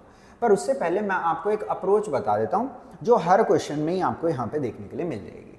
देखो, आपको एक फंक्शन दिया रहेगा fxy, ठीक है। यहाँ पे दो वेरिएबल आ जाएंगे बेसिकली, ठीक है। और आपसे बोलेंगे कि इस फंक्शन को आपको क्या करना है, मैक्सिमाइज करना है, या फिर एट टाइम्स बोलेंगे कि मिनिमाइज करना है। भाई समझ रहे हो आप लोग, ठीक है। तो सबसे पहली चीज आपको ये पता होनी चाहिए कि दो वेरिएबल में हम जनरली अभी डेरिवेटिव नहीं करते हैं। ऐसा नहीं है कि नहीं कर सकते, पर अभी हम उसको अवॉइड कर रहे हैं, ठीक है। तो हम इसको कुछ ना कुछ गिवन कंडीशन से सिंगल वेरिएबल में लाने की कोशिश करेंगे। जो भी हमें, एक तो इसको मैक्सिमाइज करना है, फिर ऑफ कोर्स कुछ जानकारी दी होगी, एट टाइम्स नहीं दी होगी, तो हो सकता है पाइथागोरस थ्योरम कहीं पे लग रही हो, है ना, या फिर हो सकता है कुछ फॉर्मूला ऐसा हो जो आपको पहले से पता हो, ठीक है। तो उस जानकारी की मदद से हम इसे सिंगल वेरिएबल में कन्वर्ट करने की कोशिश करेंगे। इसके बाद की अप्रोच बहुत ही सिंपल है। एक बार आपको ये fx मिल जाता है, आप इसका डेरिवेटिव करेंगे, डेरिवेटिव को 0 के इक्वल करेंगे, जैसा कि अभी भी कर रहे थे। अब इसको 0 करने पे सपोज अपने पास कुछ क्रिटिकल पॉइंट्स आ गए। मैं 3 क्रिटिकल पॉइंट्स ले लेता हूँ ABC। इसके बाद का आपको पता ही है, आप डबल डेरिवेटिव करेंगे। डबल डेरिवेटिव में आप A डालेंगे एक बार, फिर B भी डालेंगे और C भी डालेंगे, और चेक करेंगे कि डबल डेरिवेटिव की वैल्यू ग्रेटर देन 0 आ रही है, या लेस देन 0 आ रही है, या इक्वल टू 0 आ रही है। अगर तो क्रिटिकल पॉइंट डालने के बाद डबल डेरिवेटिव की वैल्यू, पहले आपने डबल डेरिवेटिव करना है, मैं यहाँ लिख देता हूँ एक बार, पहले आपने यहाँ पे डबल डेरिवेटिव करना है, ठीक है। देन आपको उसके अंदर इस तरीके से एक एक करके वैल्यूज डालनी है, ठीक है।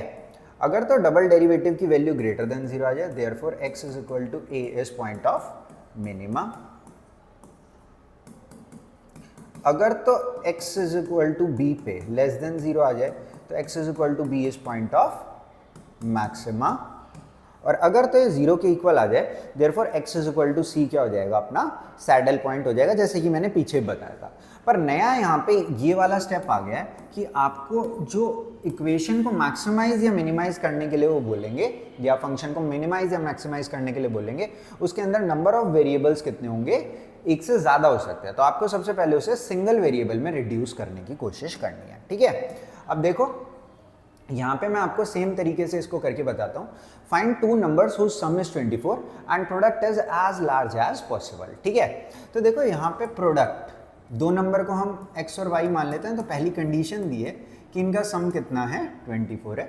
फिर बोल रहे हैं प्रोडक्ट को आपको मैक्सिमाइज करना है। तो आप देख सकते हो ये वही fx है जो मैंने आपको बताया था, जो आपको दो वेरिएबल में देखने के लिए मिल सकता है, ठीक है। First step is to use the given condition to reduce it in single variable. तो यहाँ पे मैं y की वैल्यू 24 माइनस x ऊपर वाली कंडीशन से निकाल के लिख दे रहा हूँ। थोड़ा सिंप्लीफाई करूँ तो p की value 24x minus x square हो जाएगी।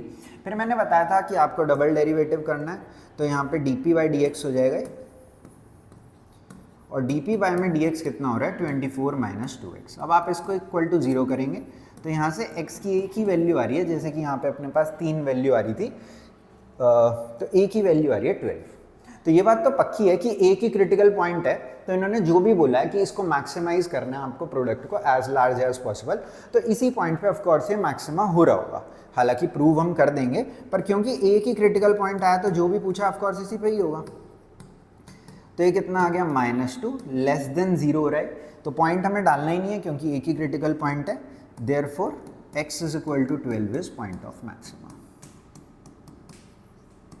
ठीक है, अगर x 12 है तो आप फर्स्ट इक्वेशन से y की भी वैल्यू निकाल सकते हैं, ये भी कितना आ जाएगा 12 आ जाएगा। यहाँ से हमने इसे प्रूव कर दिया कि ये पॉइंट किसका है, मैक्सिमम है। हालांकि अभी मैक्सिमम प्रोडक्ट नहीं पूछा है, बस ये बोला है कि 2 नंबर निकालो जिससे प्रोडक्ट क्या हो रहा हो उनका, मैक्सिमम हो रहा हो उनका, सम क्या हो 24 हो। पर अगर प्रोडक्ट पूछ भी लेते तो भी ज़्यादा बड़ी बात नहीं है, उसके अंदर हम यहाँ पे x और y की वैल्यू उठा के रख देते हैं, या फिर x की वैल्यू यहाँ पे उठा के रख देते हैं। x की वैल्यू जनरली हम पुट करते हैं क्योंकि दूसरे का हम नहीं कैलकुलेट कर रहे होते यहाँ पे, पर इन्होंने बोला था तो भाई कर दिया। अब देखो ज़्यादातर क्वेश्चन, ज़्यादातर नहीं सब क्वेश्चंस में वही अप्रोच आपको देखने के लिए मिलेगी। अब की बार देखो गिवन कंडीशन है x + y = 60 और आपको मैक्सिमाइज किसको करना है, find 2 positive numbers x and y such that ये सम दिया है और x/3 इज मैक्सिमम, यानी कि अब की बार आपको इसको मैक्सिमम करना है। तो इसको मैं p मान लेता हूँ। अब देखो यहाँ पे अगेन 2 वेरिएबल हैं और जिंदगी ने आपको 2 मौके दिए हैं। क्या मौके, या तो आप x की वैल्यू उठा के यहाँ पे डालो, या तो आप y की वैल्यू उठा के यहाँ पे डालो। जनरली हम x को रिप्लेस करने की कोशिश करते हैं, वो फॉर ऑब्वियस रीजंस आपको पता ही है, x ऑलवेज गेट रिप्लेस्ड। ठीक है, समझ रहे हो ना तुम। पर देखो यहाँ पे आप चाहे x को रिप्लेस कर लो, y को रिप्लेस कर लो, कोई फर्क नहीं पड़ता। पर जहाँ तक मुझे लगता है तो मैं ऐसा सोचता हूँ कि जिसके पास कम शक्ति होती है, ठीक है, उसको रिप्लेस करना मतलब थोड़ा आसान होता है, समझ रहे हो ना तुम। Less powerful gate replaced. ठीक है, तो यहाँ पे x के पास कम शक्ति है तो x को मैं रिप्लेस करने की कोशिश कर लेता हूँ। हालांकि ये जितनी भी कहानी मैंने आपको सुनाई है सब फालतू है, आप उल्टा भी कर सकते हो, बट जो मैंने आपको बताया अभी इससे जस्ट कैलकुलेशन थोड़ी सी ईजी हो जाएंगी, बहुत ज़्यादा तो ईजी नहीं हो पाएंगी बट थोड़ी सी ईजी हो जाएंगी। वंस ये सिंगल वेरिएबल में आ गया है, अब क्वेश्चन में ज़्यादा दम नहीं बचा, जैसे हम नॉर्मल क्वेश्चंस कर रहे थे वैसे ही इसको भी कर सकते हैं। तो dp/dy करने से पहले मैं एक काम करता हूँ, इसे मल्टीप्लाई कर लेता हूँ। तो 60y³ - 3y, अरे क्या लिख रहा हूँ यार मैं, सॉरी, y की पावर 4। ठीक है, 60y³ - y की पावर 4। तो यहाँ पे अब क्या आ जाएगा, dp/dy आ जाएगा। तो ये कितना हो रहा है, 180y² - 4y³। फिर हम इसको ऑफकोर्स 0 के इक्वल करते हैं। कुछ कॉमन आ रहा है तो कॉमन ले लो इसमें से, थोड़ा आसान हो जाए क्या पता। 4y² कॉमन आ गया, सो यहाँ पे 45 - y = 0। अब यहाँ से आपको y की 2 वैल्यू मिल जाएंगी, एक तो 0 जो कि यहाँ से मिलेगी और एक 45 जो कि यहाँ से मिलेगी। वैसे तो पता ही चल रहा है कि अगर y भाई इसके अंदर 0 भर दिया तो प्रोडक्ट 0 ही हो जाएगा, मैक्सिमा क्या होगा उसके अंदर, समझ रहे हो। ऑफ कोर्स 45 पे ही मैक्सिमा हो रहा होगा, पर कोई नहीं, for the sake of showing हम इसको एक बार कर लेते हैं। d²p/dy², ठीक है। सो इसमें तो प्रोडक्ट रूल लगाना पड़ेगा, ऊपर वाले को ही कर लेता हूँ। 360y - 12y², ठीक है। अब यहाँ पे क्या करेंगे, d²p/dy², सो 12y कॉमन, यहाँ पे 30 - y। अब डबल डेरिवेटिव की वैल्यू आप खुद सोचो, अगर आप इसके अंदर 0 रखोगे तो क्या होगी, 0 ही हो जाएगा, क्योंकि 0 ये होगा फिर इसको भी 0 बना देगा। बट अगर आपने डबल डेरिवेटिव में y की वैल्यू 45 रख दी तो आप समझ रहे हो, 12 × 45, 30 - 45 is -15, so it is less than 0।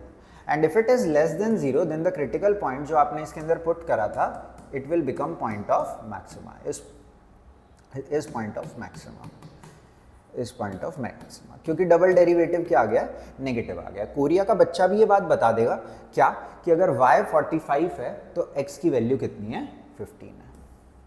x की वैल्यू 15 है। इस प्रोडक्ट की मैक्सिमम वैल्यू पूछी नहीं थी, 2 नंबर पूछे थे, तो हमने निकाल दिया कि y 45 होना चाहिए और जी x क्या होना चाहिए, 15 होना चाहिए। ठीक है, मैंने यहाँ पे x को रिप्लेस किया, आप चाहो तो y को भी रिप्लेस कर सकते हो, that is up to you. ठीक है, अच्छा भाई। और ये सारे क्वेश्चंस कई बार बोर्ड्स में आ रखे हैं, तो हैं हालांकि ये सब NCERT के ही, ठीक है, पर वैल्यू अनचेंज्ड में इतनी बार आ रखे हैं कि मैंने सारे ही क्वेश्चंस डालने पड़े, ठीक है, सॉरी मुझको सारे क्वेश्चंस डालने पड़े। माई हिंदी गेटिंग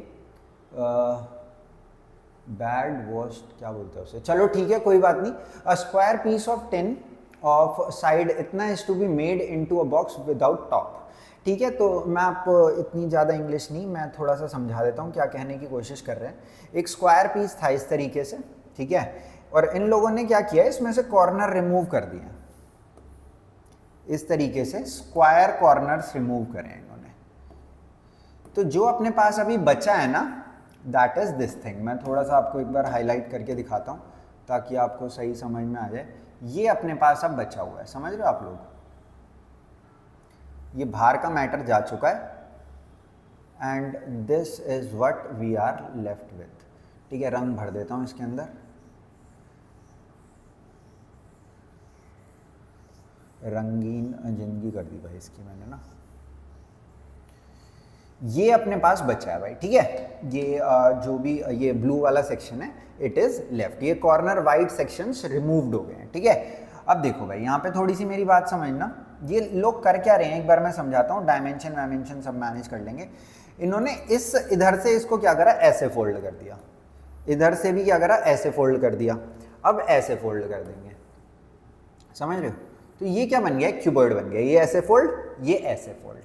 और इस क्यूबॉइड की वॉल्यूम को आपको क्या करना है, मैक्सिमाइज करना है। देखो कैसे करेंगे भाई, ये 18 था पूरा मैटर, समझ रहे हो, और इसमें से हमने x साइड के स्क्वायर रिमूव करे हैं, समझ रहे हो। ये सब क्या है, x साइड के स्क्वायर्स हैं, और इनको हमने क्या किया है, इस टिन वाले जो स्क्वायर था ना अपना टिन भाई, इसमें से हमने इसको रिमूव कर दिया है यहाँ पे, ठीक है। तो आप एक चीज ये समझो, जो हमारा एक क्यूबॉइड बनेगा, इसकी एक साइड तो इतनी होगी, दूसरी साइड इतनी होगी, और हाइट क्या रहेगी, ये जो फ्लैप हमने किया है इस तरीके से इसकी हाइट हो जाएगी। तो देखो इसकी ये विड्थ 18 माइनस 2x होगी, ये समझ में आया आपको, क्योंकि x इधर से चला गया, x इधर से चला गया। ऐसे ही इसमें भी x इधर से चला गया, x इधर से चला गया, ये कितना हो जाएगा 18 माइनस 2x, ये भी हो जाएगा, समझ गए। तो ये कितना हो गया अपना 18 माइनस 2x, क्योंकि x इधर से चला गया, x इधर से चला गया। और ये भी अपना कितना हो गया 18 माइनस 2x, क्योंकि पूरा इतना कितना था 18 और x चला गया, तो 18 माइनस 2x बच गया। और हाइट भी कितनी होगी इसकी, x हो जाएगी, क्योंकि ये x ही है, पार्ट यही तो ऊपर की तरफ आएगा, ठीक है। सो वॉल्यूम अपनी कितनी हो जाएगी, length into breadth into height. So 18 minus 2x into में 18 माइनस 2x इंटू में x।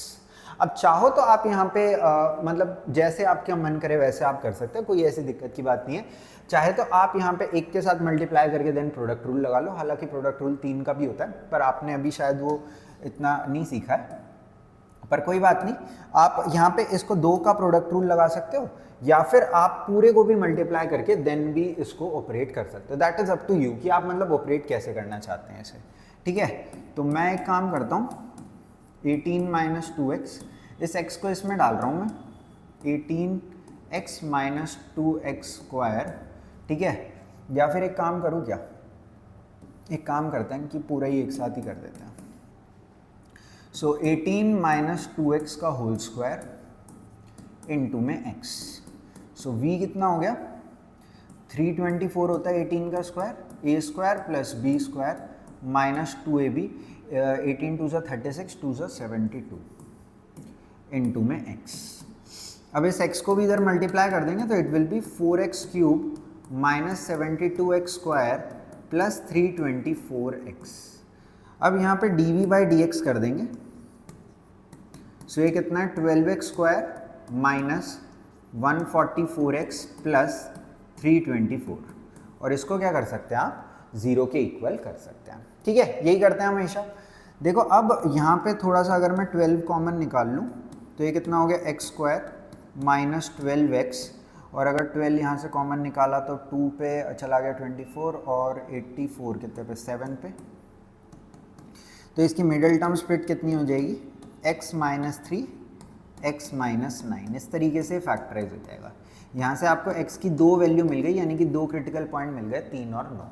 देखो आप अगर मतलब थोड़ी सी आंखें अपनी खोल के देखोगे तो आप खुद ही बता दोगे कि 18 पूरा था और अगर 9 आपने दोनों तरफ से काट दिया, साइड ऑफ स्क्वायर निकालनी है आपने, तो ये बचेगा क्या? कुछ भी नहीं बचेगा, है ना। अगर आप 9 दोनों तरफ से काट दोगे तो 9 का स्क्वायर तो ऐसा बनेगा, इधर से भी 9 का स्क्वायर चले जाएगा, ऊपर से भी एक 9 का स्क्वायर, ये तो पूरा ही गायब ही हो जाएगा मैटर, समझ रहे हो। तो ऑफकोर्स 3 ही इसका आंसर है, पर कोई बात नहीं, हम डबल डेरिवेटिव टेस्ट करके इन्हें प्रॉपरली दिखाएंगे, ठीक है। अब देखो डबल डेरिवेटिव टेस्ट में इसमें करने को कर सकता हूँ, पर थोड़ा सा इसमें कर देता हूँ, कॉमन निकला हुआ है ना भाई, तो थोड़ी सी आसानी रहती है इसमें। डी स्क्वायर वी बाय में डी एक्स स्क्वायर किसके इक्वल होगा? 12 इंटू में 2x माइनस 12। अब अगर तो सपोज आप यहाँ पे कितना डालते हैं, 9 डालते, है ना। 9 में डालूंगा नहीं, पर जस्ट आपको बता रहा हूँ, अगर 9 डालते तो 9 2 18 माइनस 12 6 होता, है ना, और ये भी 12 पॉजिटिव आता, तो पॉजिटिव तो नहीं चाहिए अपने को, नेगेटिव चाहिए ना मैक्सिमा के लिए, तो 3 डाल रहा हूँ मैं, तो 6 माइनस 12 तो minus 6 less than 0, therefore x is equals to 3 is point of maximum। थोड़ी सी इंग्लिश लिख देना भाई इसके अंदर, क्या लिखोगे इंग्लिश में? जो भी यहाँ पे लिखा है, what should be the side of the square, तो यहीं से चेपना, the side of square to be cut off should be 3 for the volume to be maximum। आ गया समझ में? हमेशा इंग्लिश स्टेटमेंट बहुत ज़्यादा लिखो भाई उसके अंदर। अभी तो मैं आपको इतनी इंग्लिश स्टेटमेंट नहीं लिखवा रहा हूँ, पर आपको पेपर में बहुत ज़्यादा उसके अंदर हैवी इंग्लिश लिखनी है, ठीक है। चलें आगे, शाबाश, आगे चल लेते हैं। 1 मिनट देख लेता हूँ कितनी देर की ये, अरे भाई साहब 50 मिनट हो गए क्या? चलो ठीक है, कोई नहीं, थोड़ा सा जल्दी जल्दी मैं पढ़ाता हूँ अभी, बहुत ज़्यादा जल्दी नहीं, बस हल्का सा जल्दी। Show that of all the rectangles inscribed in a given fix circle, show that of all the rectangles inscribed in a given fix circle square has a maximum area. देखो थोड़ा सा समझने की कोशिश करना, ये एक सर्कल है और ये सर्कल फिक्स है।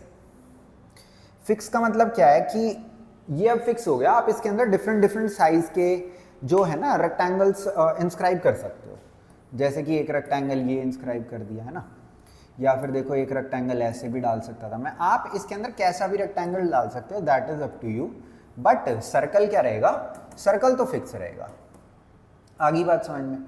अब बोल रहे हैं कि आपको ये शो करना है कि इसके अंदर आपने जितने भी रेक्टेंगल्स इंस्क्राइब करे ना, उनमें से वो वाला रेक्टेंगल जो कि स्क्वायर था उसका एरिया मैक्सिमम था, ठीक है। अब देखो भाई इसको कैसे करेंगे, ठीक है। वो वाला स्क्वायर, वो वाला रेक्टेंगल जो कि क्या था, स्क्वायर था, उसका एरिया मैक्सिमम था। तो मैं यहां पे एक रेक्टेंगल मान लिया, ए इसकी एक साइड मान ली और बी इसकी दूसरी साइड मान ली, ठीक है। तो एरिया इसका क्या हो गया? ए बी हो गया, है ना। अब इसी एरिया को हमें मैक्सिमाइज करना है। सबसे पहला ऑब्जेक्टिव तो यही है, वो स्क्वायर ऑटोमेटिकली प्रूफ होगा, उसकी टेंशन मत लो। आप बेसिक ऑब्जेक्टिव लेके चलो, क्या कि we need to maximise the area of this rectangle, अपने आप वो स्क्वायर बनेगा, उसकी टेंशन मत लो। अब देखो यहाँ पे 2 वेरिएबल हैं, तो एक अप्रोच तो ये हो सकती है कि आपको ये पता है कि ये 2r है ना, तो आप यहाँ पे पाइथागोरस थ्योरम लगा के b की वैल्यू निकाल के डाल दो, ठीक है। क्योंकि 2r क्या है? कांस्टेंट है। कांस्टेंट क्यों है? क्योंकि सर्कल क्या है? फिक्स्ड है। और अगर ये कांस्टेंट है तो इसका डेरिवेटिव क्या होना चाहिए? 0 होना चाहिए। r क्या है? कांस्टेंट है, क्योंकि ये रेडियस किसका है? सर्कल का है, और सर्कल क्वेश्चन में दे रखा है गिवन फिक्स्ड है, ठीक है ना। तो देखो भाई, अब मैं यहाँ पे थोड़ी सी एक अप्रोच लगाने की कोशिश करता हूँ। जस्ट टेल मी, अगर मैं cos थीटा लिखता हूँ, इस एंगल को अगर सपोज मैं cos थीटा मान लूँ, तो cos थीटा को बोल सकता हूँ ये a/2r है, यानी कि a की वैल्यू 2r cos थीटा, है ना। और अगर मैं sin थीटा यहाँ पे लिखता हूँ, तो क्या मैं बोल सकता हूँ इसकी वैल्यू b/2r है, यानी b की वैल्यू 2r sin थीटा। अब देखो, अगर मैं a और b की वैल्यू उठा के यहाँ से यहाँ रख देता हूँ, तो क्या मैं ऐसा बोल सकता हूँ कि अब मेरे पास सिर्फ a की वेरिएबल बचा है, a की वैल्यू 2r cos थीटा लिख दी, b की वैल्यू 2r sin थीटा लिख दी, और इसके अंदर a की वेरिएबल है और वो थीटा है। r को वेरिएबल समझने की गलती मत कर देना, क्यों? क्योंकि r क्या है? कांस्टेंट है, सर्कल फिक्स्ड है। तो देखो एरिया अब यहाँ पे कितना हो गया? 2 इंटू r, तो 2r square, 2 sin theta cos theta, तो ये क्या हो गया? sin 2 थीटा हो गया। आ गया समझ में? अब हम यहाँ पे डेरिवेटिव करेंगे, तो डी बाय में d theta is equals to 2r square sin 2 theta का cos 2 थीटा, और साथ में क्या आ जाएगा? एक 2। फिर डेरिवेटिव को हम क्या करेंगे? 0 करेंगे। अब 2r² और ये 2, ये तो 0 हो नहीं सकते, 0 कौन होगा, cos थीटा 0 होगा। और आप लोगों को अच्छे से पता है कि cos अगर 0 है तो इसका मतलब जो इसका एंगल था कितना है, 90 डिग्रीज है, यानी कि थीटा कितना है, 45 डिग्रीज है। आ गई बात समझ में, यानी कि क्रिटिकल पॉइंट मिल गया हमें कितना, 45। अब इसको डबल डेरिवेटिव से ये भी प्रूव कर देंगे कि ये पॉइंट क्या है, मैक्सिमा का ही है। देखो ये क्या है, 4 है, 4r² लिख रहा हूँ इसे, और cos 2 थीटा का डेरिवेटिव क्या होगा, -sin 2 थीटा होगा। ठीक है, अब अगर इसके अंदर मैं क्रिटिकल पॉइंट डाल दूं, यानी कि थीटा की जगह कितना डालूं, 45, तो 2 थीटा कितना हो गया, थीटा इज इक्वल टू 45 लिख देता हूं यहाँ पे, तो 2 थीटा कितना हो गया, 90, और sin 2 थीटा कितना हो गया, -1, तो ये क्या है, लेस देन 0 है। समझे इतनी बात। तो डबल डेरिवेटिव अगर लेस देन 0 है तो therefore theta is equal to 45 is point of, क्या हो गया ये, इस पॉइंट ऑफ मैक्सिमा हो गया। आ गया समझ में। तो सबसे पहले तो हमने रेक्टेंगल के एरिया को मैक्सिमाइज कर दिया, क्या पता चल रहा है कितने पे मैक्सिमम है, 45 पे मैक्सिमम है। अब क्या प्रूव करना है कि ये रेक्टेंगल नहीं था, ये तो स्क्वायर था यार, कैसे कर देंगे, देखो इधर, अगर आपको एक साइड निकालनी है, थीटा कितना आया था 45, cos 45 1/√2, अच्छा sin 45 1/√2, देख रहे हो।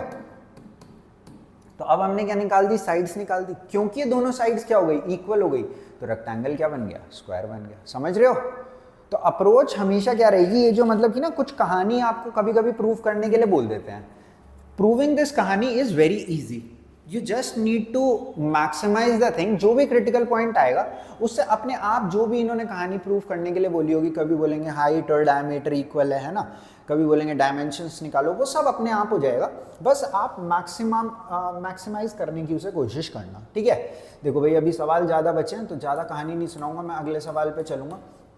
So that right circular cone cylinder of given surface area and maximum volume is such that, देखो भाई ये सच दैट बात की बात है। ठीक है, पहले क्या बोला है कि इसका गिवन क्या है, show that right circular cone of given surface area. ठीक है, अब देखो इसका मतलब क्या है, थोड़ा सा मैं समझाता हूँ आपको। जैसे सपोज आप किसी कंपनी के ओनर हो, ठीक है, आपकी कंपनी बनाती है, सपोज टंकी बनाती है, टंकी, टैंक समझते हो, सर्कुलर सिलेंड्रिकल टैंक, ठीक है, वो आपकी कंपनी बनाती है। आपके पास आपका जो भी इंजीनियर डिज़ाइनर है वो आया, आपने उसे कहा कि भाई इतना सरफेस एरिया, यानी कि इतना मटेरियल दे रहा हूँ, इसमें मैक्सिमम वॉल्यूम की टंकी मेरे को बना के लाके दे, तो उसकी डायमेंशंस क्या रखनी है वो आपको बतानी है। ठीक है, आगे समझ में। आपने उसे सरफेस एरिया फिक्स कर दिया कि भाई इतने मटेरियल में तेरे को मैक्सिमम कैपेसिटी की टंकी बनानी है, उस टंकी की मेरे को डायमेंशन बता। तो वही चीज़ है यहाँ पे, उसको आपने क्या दे दिया, मटेरियल दे दिया, यानी कि आपने उसे सरफेस एरिया दे दिया, और उसको क्या करना है, अब इस टंकी की वॉल्यूम को मैक्सिमाइज करना है। तो देखो सरफेस एरिया ऑफ सिलेंडर कितना होता है, 2πRH प्लस 2πr²। ये आपको क्या है इस क्वेश्चन में गिवन है, एस की वैल्यू गिवन है, ये क्या है, गिवन है, गिवन है, एस क्या है, गिवन है, यानी ये क्या है, कांस्टेंट है, यानी कि एस का डेरिवेटिव क्या होगा, 0 होगा। आ गई बात समझ में। मैक्सिमाइज किसको करना है, वॉल्यूम को। वॉल्यूम क्या होता है सिलेंडर का, πr²h। ये फॉर्मूले भी याद करते जाना भाई साथ साथ। ठीक है, अब देखो दिक्कत अगेन वही है कि जो मैक्सिमाइज करना है इसमें वेरिएबल कितने हैं, 2 हैं, एक वेरिएबल हटाना पड़ेगा। कहाँ से हटाओगे, यहाँ से। आप r को भी हटा सकते हो, h को भी हटा सकते हो। अगर तो आपने r को हटाने की गलती कर दी तो वो गलती होगी बहुत बड़ी, क्योंकि कैलकुलेशन बन जाएंगी मौत का सामान। क्यों, क्योंकि देखो r यहाँ से अगर निकालोगे तो r एक जगह स्क्वायर में प्रेजेंट है, एक जगह लीनियर में, ये क्या बन जाएगी, क्वाड्रेटिक इक्वेशन बन जाएगी। तो आसान रास्ता is to calculate the value of h from here. So इसको इधर ले गए, इसको डिवाइड में ले गए, तो यहाँ से h की वैल्यू अपने पास आ गई। ठीक है, h की वैल्यू को अब मैं यहाँ पुट कर दूंगा, तो ये कितना हो गया, πr², h की value s minus 2πr² upon में 2πr। देखो पाई से पाई कैंसिल हो गया, एक r से एक r कैंसिल हो गया, ये एक r बचा अपने पास, इसे अंदर ही मल्टीप्लाई कर देता हूँ, तो ये हो गया sr माइनस 2πr³ अपॉन में 2। अब इसके अंदर सिंगल वेरिएबल है, कोई टेंशन नहीं है, जैसे हर क्वेश्चन को करते थे वैसे ही इसको भी करेंगे। r अब की बार वेरिएबल है तो r के रिस्पेक्ट में डिफरेंशिएट करेंगे, नीचे वाले से बिल्कुल पंगा नहीं लेंगे। तो ये कितना होएगा, 6πr² इज इक्वल टू 0। तो यहाँ से अपने पास s is equal to 6πr² आ गया, और s is equal to 6 pi are square आ गया, थोड़ा सा छोटा कर देता हूँ, वहीं लिख दूंगा। तो r की वैल्यू कितनी आ गई, s अपॉन में 6 पाई का रूट अंडर। आई होप इतनी बात आपको समझ में आ गई होगी। अब डबल डेरिवेटिव करने जाएंगे इसका, ये दिखाने के लिए कि जो भी r आया है ये क्या है, पॉइंट ऑफ मैक्सिमा ही है। मैक्सिमाइज करनी थी ना, हालांकि हमें पता ही है कि ऑटोमेटिकली होना ही होना है वो, तो नीचे वाले से तो पंगा लेना नहीं है हमने। 2 एज इट इज, s का डेरिवेटिव 0 होगा क्योंकि गिवन है यानी कांस्टेंट है, और यहाँ पे कितना आ जाएगा, -12 पाई आर। अब r चाहे तो डाल लो, पर r है तो लेंथ ही ना, तो वो क्या रहेगा, पॉजिटिव ही रहेगा, और आगे एक नेगेटिव लगा हुआ था, is less than 0, therefore r is equal to square root of s by 6 pi is point of maxima.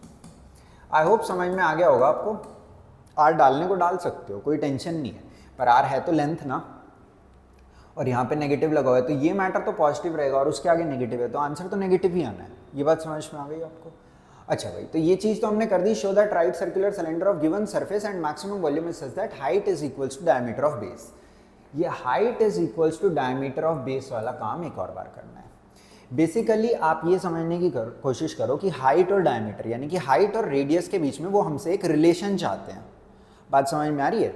पर हाइट और डायमीटर के बीच में एक रिलेशन, या हाइट और रेडियस के बीच में एक रिलेशन तो मेरे पास ऑलरेडी प्रेजेंट है यहाँ पे। बस यहाँ पे एक फालतू आदमी है मेरे पास, उसका नाम है s। बात समझ में आ रही? पर अभी अभी मैंने निकाल लिया है कि अगर आपको ये वॉल्यूम को मैक्सिमाइज करना है तो s की वैल्यू कितनी होनी चाहिए, 6 पाई आर स्क्वायर होनी चाहिए। तो इसको मैंने यहाँ पे क्या लिख दिया, 6 पाई आर स्क्वायर। आ गया समझ में? तो ये कितना हो गया, 4 पाई आर स्क्वायर अपॉन में 2 pi R is equal to h। Pi से पाई, 2 से 2, r से r कैंसिल हो गया, तो यहाँ से मैं क्या बोल सकता हूँ, 2r किसके इक्वल आ गया, h के इक्वल आ गया। यही तो अपने को प्रूव करना था। आ गया समझ में? 100%। Very nice. तो यहाँ पे मैंने थोड़ा सा r और h को कैलकुलेट नहीं किया, मैंने सिंपली यहाँ पे क्या किया है कि r और h के बीच में एक रिलेशन एस्टैब्लिश करने की कोशिश कर ली, ठीक है, और वही हमसे यहाँ पे पूछा भी गया था। चलो भाई शाबाश, आगे चल लेते हैं अगले सवाल पे। थोड़ी सी स्पीड बढ़ाते हुए लाल रंग से सॉल्यूशन लिख दिया, पहले ही दिक्कत आ गई, पर लाल रंग तो शुभ भी होता है, ठीक है, लाल ही रहने देता हूँ। Of all the close cylindrical cans of given volume 100, given volume दे रखी है अपने को 100 centimetre cube, find dimensions of the can which has minimum surface area. अब की बार जुगाड़ नहीं चलेगा, प्रॉपर डायमेंशंस चाहिए कैन की। अगेन आपकी कंपनी है, अब की बार एम्प्लॉय फिर आपके पास आया, आपने बोला भाई 100 सेंटीमीटर क्यूब की कैन बना के लानी है, सरफेस एरिया मिनिमम रखियो, क्योंकि सरफेस एरिया में ही तो कॉस्ट आएगी ना बनाने की, उसको तो मिनिमम रखियो ताकि कॉस्ट क्या है, मिनिमम आए। अब भाई वो गया और क्या कैलकुलेशन उसने करी, देखते हैं।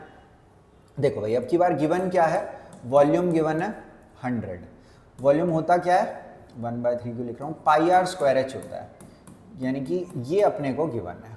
आ गई बात समझ में?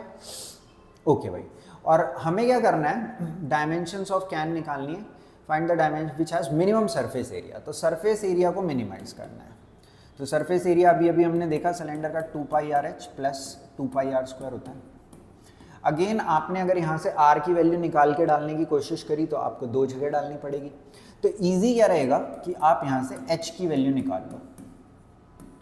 h कितना आ गया, 100 बाय में पाई आर स्क्वायर, तो s इस हिसाब से कितना हो जाएगा, इतना। यहाँ पे मैंने पुट कर दिया बेसिकली, समझ रहे हो ना? अब यहाँ पे थोड़ी सी कैलकुलेशन कर लेता हूँ मैं, सिंप्लीफाई, पाई से पाई काट दिया, r से r काट दिया, so 200 by r plus 2 pi are square. अच्छा देखो, एक चीज़ मैं आपको बता देता हूँ, अब यहाँ पे बहुत सारे बच्चे ना एलसीएम लेने लग जाएंगे। देखो मैं जनरली एलसीएम को अवॉइड करता हूँ, क्योंकि एलसीएम लेने के बाद फिर लगाना पड़ता है क्वोशिएंट रूल, समझ रहे हो? फिर क्वोशिएंट रूल डबल डेरिवेटिव में और दिमाग खराब करेगा, तो रूट वाली कैलकुलेशन यहाँ पे थोड़ी सी अवॉइड करना, और जो क्वोशिएंट रूल वाली कैलकुलेशन है वो भी थोड़ी सी अवॉइड कर लेना, थोड़ा सा आपके लिए लाइफ सिंपल हो जाएगी, ठीक है? अदरवाइज कैलकुलेशन मतलब मेजर डिफिकल्टी आपको फेस करनी पड़ेगी। सो देखो ds बाय में dr कैलकुलेट कर रहा हूँ, r को ऊपर ले गया, r की पावर -1, फिर इसका डेरिवेटिव कर लिया, तो कितना हो गया, -200 बाय में r स्क्वायर, और यहाँ कितना आ गया 4 पाई आर आ गया। इसको कर दिया मैंने 0 के इक्वल। अब यहाँ से मैं निकाल लेता हूँ 200 बाय में are square is equal to 4 pi r. ठीक है, तो यहाँ से कितना आ जाएगा 50 बाय में pi is equals to r cube. ठीक है, 50 बाय में पाई आर क्यूब आ गया। तो आर की वैल्यू कितनी आ जाएगी 50 बाय पाई की पावर 1/3। ठीक है, आ गया समझ में, शाबाश। अब देखो आगे चलते हैं, डबल डेरिवेटिव से प्रूव कर देते हैं कि ये जो भी आर आया है, डायमेंशंस पूछी थी ना, सिलेंडर के अंदर क्या डायमेंशन होती है, एक उसका रेडियस होता है, ये डायमीटर बोल लो, और दूसरी उसकी हाइट होती है ना। तो उसी दोनों चीज़ की हमसे यहाँ पे वैल्यू पूछी गई है। ठीक है, तो रेडियस तो हमने निकाल ही दिया, यही रहेगा। डबल डेरिवेटिव करके बस ये दिखा रहा हूँ कि इसी रेडियस पे जो सरफेस एरिया है वो क्या रहेगा, क्या बोला है, सरफेस एरिया मिनिमम रहेगा। ठीक है, तो अपने आप वो ऑटोमेटिकली इट विल एडजस्ट, अपने आप ही मिनिमम निकलेगा, देखना। ठीक है, मेरे को ऐसा कुछ नहीं करना पड़ेगा, ऑटोमेटिकली कंडीशन ही वो होती है ना। तो देखते हैं यहाँ पे डी स्क्वायर एस बाय में डी आर स्क्वायर, यहाँ पे कर लेते हैं, इसको ऊपर ले जाते हैं। तो 400 बाय में आर क्यूब प्लस 4 पाई। अब पॉइंट डालना चाहो तो डाल सकते हो, वैसे डालने की ज़रूरत नहीं है। क्यों? क्योंकि आर है तो लेंथ ना, तो ये पॉजिटिव ही रहेगी, ये भी पॉजिटिव रहेगा, तो ग्रेटर देन 0 ही आएगा। ग्रेटर देन 0 आते ही क्या बोलूँगा, मिनिमा है। ठीक है, पर फिर भी डाल देता हूँ, आर क्यूब की डाल देता हूँ डायरेक्ट वैल्यू 50 बाई पाई। थोड़ा आप करके देख लेना, 12 पाई के इक्वल आ जाएगा। ठीक है, 12 पाई के इक्वल नहीं आएगा, क्या बोल रहे हो, 12 पाई तो आएगा यार। ठीक है, 12 pi greater than 0, therefore R is equals to 50 by pi की power 1/3 is point of minimum. Minimum surface area मिलेगा इस आर पे। ठीक है, अब क्या निकालना है, डायमेंशंस प्रॉपर निकालनी है, तो एच भी निकालना है, निकाल देंगे। एच इज इक्वल टू यहाँ पे 100 है, पर देखो 50 वाली वैल्यू पुट करनी है, तो 100 को 2 × 50 लिख लेता हूँ। हालांकि मेरे को पहले पता है, समझ रहे हो ना, तुम पहले से पता है कैलकुलेशन ऐसे सिंपल होगी। ठीक है, तुम्हारे लिए सोचना थोड़ा सा डिफिकल्ट होता है यार, है ना। तुम्हारे लिए लाइफ थोड़ी सी मतलब टीचर के कंपैरिजन में ज़्यादा डिफिकल्ट है। टीचर को तो एक ही सब्जेक्ट पढ़ाना है, एक ही साल में पता नहीं कितने बैचेस में पढ़ाता है, सब कुछ उनको, समझ रहे हो ना, याद ही हो जाता है। तुम्हें मतलब अपना दिमाग लगाना पड़ता है, 5 सब्जेक्ट है ना, उसके अंदर स्कूल के असाइनमेंट अलग, दिस दैट। ठीक है, फिर हर महीने एग्ज़ाम, अदरवाइज हर 2 महीने में एग्ज़ाम, प्रैक्टिकल की फाइल बनाओ, ये बनाओ। I understand guys, I understand your every problem, okay। 50 by pi की पावर 2/3, इसीलिए तो तुम्हारे लिए सब कुछ सिंपल करने की कोशिश करता हूँ यार, नहीं समझे तुम।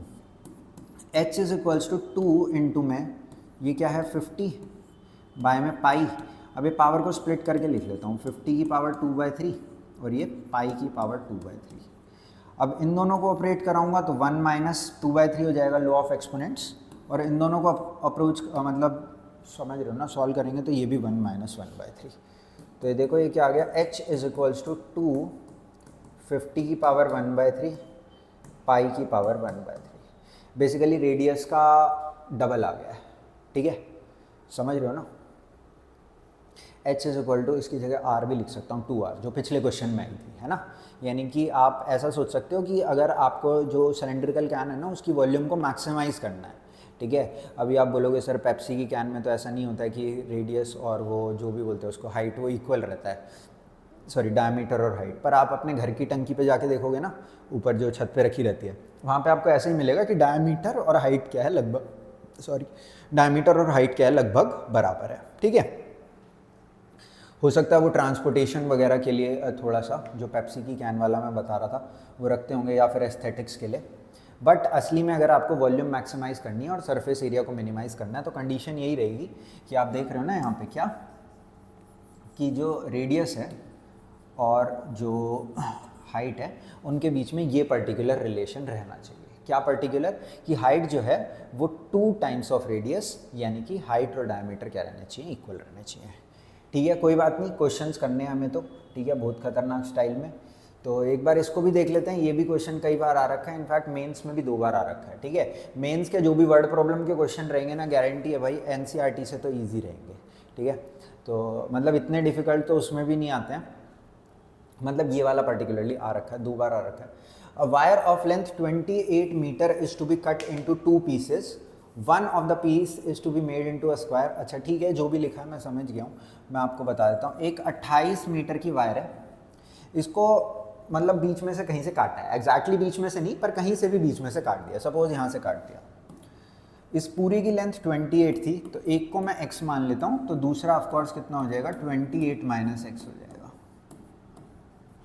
ठीक है, अब एक पीस से क्या बनाया, स्क्वायर बनाया, दूसरे से सर्कल बनाया। आप किसी से भी कुछ भी बना लो, कोई फर्क नहीं पड़ेगा। ठीक है, तो मैं ऐसा मान लेता हूँ, इस वाले से हमने स्क्वायर बना दिया जिसकी साइड a है, और इस वाले से मैंने सर्कल बना दिया जिसका रेडियस कितना है r है। क्या मैं ऐसा बोल सकता हूँ कि 4a ये जो मैटर है ये x के इक्वल होना चाहिए, और यहाँ पे इसका सरकमफेरेंस पेरीमीटर जो भी बोल लो 2 पाई r किसके इक्वल होना चाहिए, 28 माइनस एक्स के इक्वल होना चाहिए। ठीक है, अब कंबाइंड एरिया को हमें क्या करना है, मिनिमाइज करना है। इसका एरिया समझ रहे हो ना, प्लस इसका एरिया, तो दोनों के एरिया को मेरे को क्या करना है, मिनिमाइज करना है। इसका एरिया a स्क्वायर होता है और इसका एरिया पाई r स्क्वायर होता है। अब यहाँ पे दो वेरिएबल हैं, एक a है और एक r है। देखो a की वैल्यू को भी मैं x की टर्म्स में एक्सप्रेस कर सकता हूँ और r की वैल्यू को भी मैं x की टर्म्स में एक्सप्रेस कर सकता हूँ। तो मैं ऐसा ही कर लेता हूँ, a की जगह क्या लिखूँगा, x/4 का होल स्क्वायर, और यहाँ पे r की वैल्यू भी कैलकुलेट हो जाएगी अपने पास, पाई r स्क्वायर है, तो ये कितना आ जाएगा 28 माइनस एक्स बाय में 2 पाई का होल स्क्वायर। आ गया समझ में। अब इस एरिया को हमें मिनिमाइज करना है, समझ गए ना। एक वेरिएबल है x, जैसे अभी तक डिफरेंशिएट करते आए थे वैसे ही सेम टू सेम आगे भी डिफरेंशिएट कर देंगे, कुछ अलग नहीं है गाइस। थोड़ा सा इसको मैं छोटा कर लेता हूँ, ठीक है, कोई बात नहीं। यहाँ पे मैं डिफरेंशिएट आपको करके भी दिखाता हूँ। dA बाय में dx, आप चाहो तो इसका स्क्वायर खोल लो, और नहीं खोलो तो थोड़ा सा मतलब तसल्ली से इसका डेरिवेटिव कर लेना, अदरवाइज हो सकता है मिस्टेक हो जाए। ठीक है, सो मैं अभी नहीं खोल रहा। 2 इंटू में x+4, पर चेन रूल से x/4 का भी डेरिवेटिव आएगा एंड इट इज़ 1/4। यही जनरली हम स्किप कर देते हैं। ठीक है, तो इसीलिए मैंने आपको पहले ही बता दिया था। प्लस अब इसका डेरिवेटिव करेंगे तो पाई तो ऐसे ही रहेगा, ये भाई आगे आ जाएगा। सो 2 इंटू में 28 माइनस एक्स अपॉन में 2 पाई, और अंदर वाले का डेरिवेटिव अगर मैं करता हूँ तो ये -1/2 पाई आ जाएगा भाई। ठीक है, अब हम क्या करते हैं, इसको 0 के इक्वल करते हैं, तो यहाँ भी कर देंगे। 2 पाई से तो मैं 2 पाई को काटूंगा सबसे पहले, यहाँ पे भी थोड़ा काटा पीटी मचा देते हैं। तो यहाँ पे कितना आ गया, x/8 इज इक्वल्स टू, इस भाई को उधर ले जाता है तो 28 माइनस एक्स अपॉन में 2 पाई। नेगेटिव था ना भाई, उधर जाके पॉजिटिव हो गया। ठीक है, 2 से ये भी कट रहा है, देखो बढ़िया, शाबाश। अब इसको उधर ले जाऊँ मैं तो ये क्या होएगा, पाई एक्स इज इक्वल्स टू, तो ये कितना होता है 112 माइनस 4x। इसको इधर ले जाते हैं और x कॉमन ले लेते हैं, तो pi plus 4 is equal to 112, तो x is equal to 112 by में पाई प्लस 4। आई होप आपको ये बात समझ में आ गई होगी। नॉर्मल कैलकुलेशन है, आप खुद से करके देख लेना अदरवाइज। ठीक है, इसमें मतलब बहुत ज़्यादा कुछ नहीं है, आप अगर स्क्वायर खोल के करना चाहो तो वो भी कर सकते हो, थोड़ी सी लेंदी कैलकुलेशन होगी, that's why I avoided that. इसको x माना, आगे ले गया, इसको x मान के करा, फिर चेन रूल से इसका डेरिवेटिव किया, तो इसका -1 नीचे वाला एज इट इज -1/2 पाई आ गया था। यही दिक्कत हो रही थी ना तुम्हें, कोई बात नहीं, तुम्हारा भाई सब समझाएगा, टेंशन मत लो। अब डबल डेरिवेटिव कर देता हूँ इसका। ओ शेट, डबल डेरिवेटिव तो बहुत नहीं, इतना भी डिफिकल्ट नहीं है। x/8 है तो ये कितना हो गया 1/8। ठीक है, और यहाँ पे इस नेगेटिव को मल्टीप्लाई कर देता हूँ तो x-28 हो गया, तो x-28/2 पाई, तो +1/2 पाई ग्रेटर देन 0 आ गया। Therefore x is equal to 112 by में pi plus 4 is point of minima. ठीक है, एक बार करके देख लेना आप लोग, कर लोगे आराम से, कोई टेंशन नहीं है। ठीक है, अच्छा भाई, ठीक है। अच्छा, इसके अंदर कई बार क्या होता है ना भाई कि उन्होंने क्या बोला, wire of length should be cut and the corner 2 pieces so that what should be the length of 2 pieces पूछा है। तो एक पीस की लेंथ तो आपको समझ में आ गई यहाँ पे से, समझ रहे हो ना कि x यानी कि जिससे आपने क्या बनाया था, स्क्वायर बनाया था, क्या बनाया था, स्क्वायर की लेंथ तो आपके पास आ गई, स्क्वायर इससे बनाना है। अब सर्कल किससे बनाना है जानने के लिए आप क्या कर सकते हो, 28 माइनस एक्स कर सकते हो। तो इस तरीके से आपका ये वाला काम भी हो जाएगा। तो क्या होगा 28 पाई प्लस 112 माइनस 112 अपॉन में पाई प्लस 4। सो ये थोड़ा सा कैंसिल खेल लेंगे यहाँ पे, सो 28 पाई बाय में पाई प्लस 4 अपना क्या आ जाएगा, जिससे हम सर्कल बनाएंगे उसकी लेंथ आ जाएगी। आई होप समझ में आ गया होगा। ठीक है, चलें आगे। शाबाश भाई, आगे चल लेते हैं। ओके गाइस, आगे चल लेते हैं। ठीक है भाई, prove that the volume of the largest cone that can be inscribed in sphere of radius R. Largest cone है और उसको इंस्क्राइब किया गया है स्फीयर ऑफ रेडियस आर में। ठीक है, वो बाद की बात है, जो भी है प्रूव का है।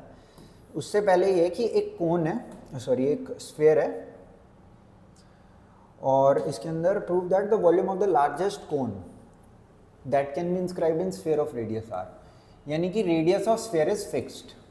ये समझ रहे हो आप, रेडियस ऑफ स्फीयर क्या है, यहाँ पे फिक्स्ड है। इस बात को आपको ध्यान रखना है, radius of sphere is fixed and it is equals to r. ठीक है, इसके अंदर एक कोन आपको इंस्क्राइब करना है, इंस्क्राइब मतलब इसके अंदर की तरफ सेट करना है, और इसकी वॉल्यूम को आपको क्या करना है, मैक्सिमाइज करना है। ठीक है, वॉल्यूम ऑफ लार्जेस्ट कोन। ठीक है, तो ये मैक्सिमाइज करना है आपने। तो इसकी हाइट को मैं h मान लेता हूँ, इधर बाहर की तरफ दिखा देते हैं थोड़ा सा बना के, अंदर थोड़ा सा समझ रहे हो ना, तो मैस हो जाएगी। तो ये h हो गया, ये इसका रेडियस है, इसको r मान लेते हैं। सो वॉल्यूम क्या है, पाई आर स्क्वायर एच है, समझ गए, sorry 1/3 pi are square h है। ठीक है, 1/3 पाई आर स्क्वायर एच क्या है, इसकी वॉल्यूम है। ठीक है, अब यहाँ पे वेरिएबल हैं 2, पर आपको कितने वेरिएबल पसंद है, सिर्फ और सिर्फ एक। ठीक है ना, तो आपको क्या करना है, यहाँ पे नंबर ऑफ वेरिएबल्स को रिड्यूस करना है। देखो क्या मैं ऐसा बोल सकता हूँ, थोड़ा सा मैं हाईलाइट करके दिखाता हूँ आपको, कि ये आर है रेडियस ऑफ स्फीयर, ये वाला आर, सेंटर से सरकमफेरेंस। अच्छा, क्या ये भी आर है, ये बात समझ में आ गई। अच्छा, क्या बोल सकता हूँ, ये वाली जो लेंथ है ये h थी, ये r थी, तो ये h माइनस आर है। ये पर्टिकुलर पार्ट क्या है, h माइनस आर है। ये पर्टिकुलर पार्ट क्या है, h माइनस आर है। अब मैं इस ट्राइंगल के अंदर पाइथागोरस थ्योरम लगाने के चक्रों में हूँ, समझ लो। और इस ट्राइंगल में पाइथागोरस थ्योरम लगाऊंगा तो हाइपोटेनस का square is equal to perpendicular का स्क्वायर प्लस बेस का स्क्वायर हो जाएगा। समझ रहे हो भाई? तो भाई कैमरा एक तो इतनी पास आ गया, एकदम से मैं डर गया। R h square is equals to r square minus 2HR plus r square. Are square से आर स्क्वायर कैंसिल हो गया। अब जो बचा है इसके अंदर आपके पास दो ऑप्शन है, या तो आप h निकाल लो क्योंकि यहाँ पे एक h है और दूसरा r है। देखो h जो है वो यहाँ पे एक बार स्क्वायर में एक बार लीनियर में, तो अगर आप h निकालने जाओगे ना तो आपको बहुत दिक्कत आएगी।